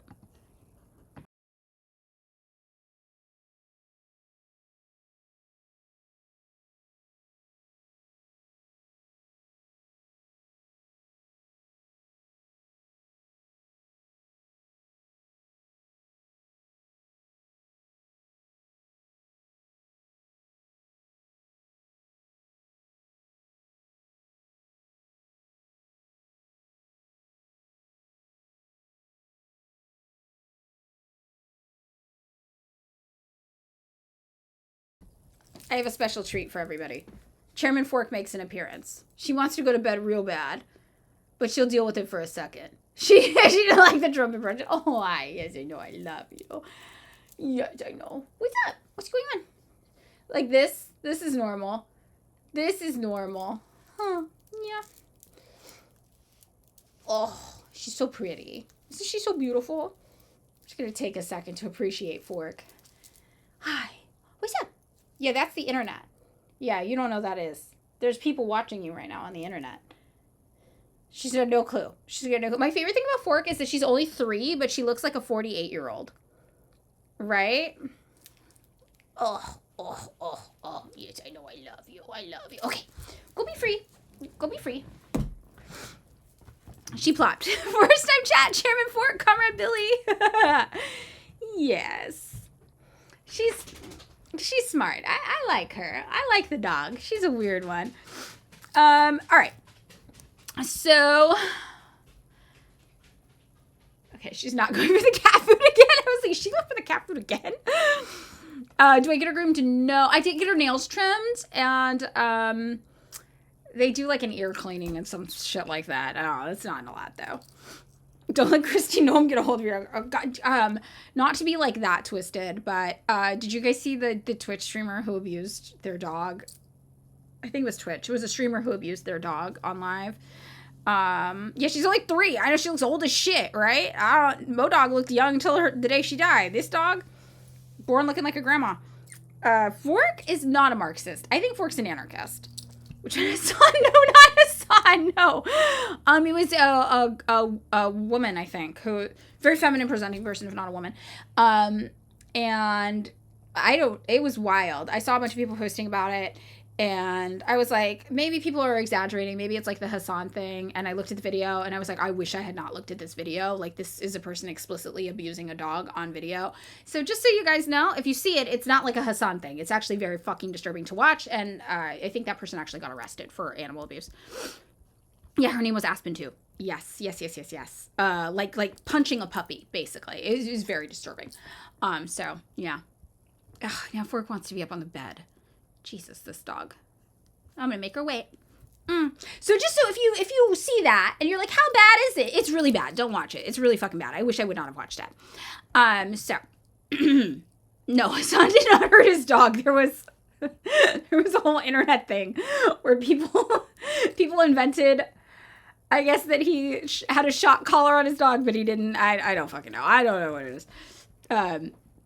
Fork does not have a ramp up to the bed because I do not trust her to not jump off on her own. So I like to control her bed access when I know I'm going to be around her. Yeah, so she does that. She's not, because even if we had the ramp up, she would jump off. She tries to do backflips off the couch back sometimes. I'm like, Jesus fucking Christ, this dog. So, yeah, Son abuses a dog the same way I'm a racist millionaire landlord. Exactly. It's not a real thing. Okay, so, Dan Bongino is the podcast host that Trump went on. We'll get off ADHD land. We'll get back to the facts here. Trump's comments to Dan Bongino, the podcast host. Who the fuck is this? Do you guys know who this guy is? Do you know this podcast? The landlord. It takes me out too. Oh my God, Jesus fucking Christ. Okay, whoa. Google was like, no. This guy has a podcast. Okay. This is the guy getting Donald Trump on the podcast. Do you guys know him? No. Bongino. Well, he's a big enough conservative podcast that he gets the president on. Former FBI co-deputy director. He's an FBI guy. He's a FUD. The Podfather is back, according to Politico Twitter. Podcaster turned FBI deputy director. He started out as a podcaster? Oh my God. Here's the story about it. Okay, so during his first show back, Bongino attempted to skewer his old enemies and reconnect with the audience that years ago launched his name into the MAGA stratosphere. He was the FBI's second in command. After a 9-month stint helping run the FBI, 9 months, Jesus Christ, they're really revolving door of these fucking people, right? That makes me feel secure. Former Deputy Director Dan Bongino is a podcaster again. So this is really what I love to see from the U.S. government's like a parody of itself. We get a podcaster. We make him second in charge at the FBI for 9 months, and then he leaves and he goes back to being a podcaster. Great. Great. Perfect. Okay. Love that. So on his first show back, Donald Trump dialed in, and Bongino resigned from the agency in December, as a commenter said. Bongino. That's somehow worse. Okay. But otherwise, the episode was more of a 2-hour monologue that saw Bongino attempting to skewer old enemies, namely the mainstream media. You know what? Same, bestie. And reconnect with the masses that launched his name years ago as the MAG Stratosphere. The Podfather is back, he declared, and I'm here to take back this movement. Harji? Bongino? Okay, you know what? I'm going to say it in the Italian accent. Fight amongst yourselves till you figure it out. Okay, wait. If being a podcaster qualifies someone to run government agencies, when can we expect to see you running the CIA? Me running the CIA? Spy harder. Espionage them. I don't know how, just make it happen. That would be me. Okay. I love, though, just calling yourself the Podfather. Like, I thought maybe that was something somebody else called him. No, he was like, I'm the Podfather. I'm fucking back. Okay, wait. This person is in all caps. Solidarity. So what happened was that basically Bongino got mad because he spent the last few years really pushing Epstein documents, and then Trump wouldn't let him release anything. So that's when they hit a rough spot. That makes sense. That fucking makes sense. Okay. For years, he entertained conspiracies about sex offender Jeffrey Epstein's death, dismissing the authorities' claim that the late financier killed himself. I mean, we're all like dismissing that claim, though, right? Like, I feel like everybody I know is dismissing that claim left and right. I feel like people are dismissing that claim like you're breathing, like you're drinking water, like you're just, it's a soft G. Oh, okay, Bongino. Okay, whatever. Bongino built a fan base by stoking these very fires and angered many when, after joining the FBI, he swiftly backtracked his rhetoric. Online, some of Bongino's former supporters have slammed him as a sellout. Okay. The more you read the files, the more you see why they wanted that guy dead. I mean, that's kind of how I feel too. I'm like, come on. Yeah, that's a big loose end out there. Just tactically. Right? If he's gonna rat, he knows shit about everything. I mean, he knows everything. That guy knew everything. Very, very interesting. I want to address the grifters out there who mistakenly thought I wasn't coming back, he said during the live stream. This movement's been hijacked by a small group of dipshits and bums and losers, me talking about left comms, who are nothing but doomers under the frame of accountability. This was the through line for much of the 2-hour segment, which saw Bongino ripping into a number of his critics.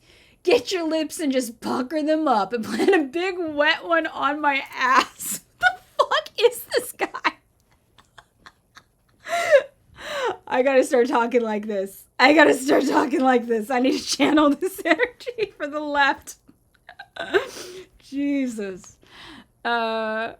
The libs and their media pals. All right. The dipshits in media, he said, remain totally divorced in reality. I actually agree with him there.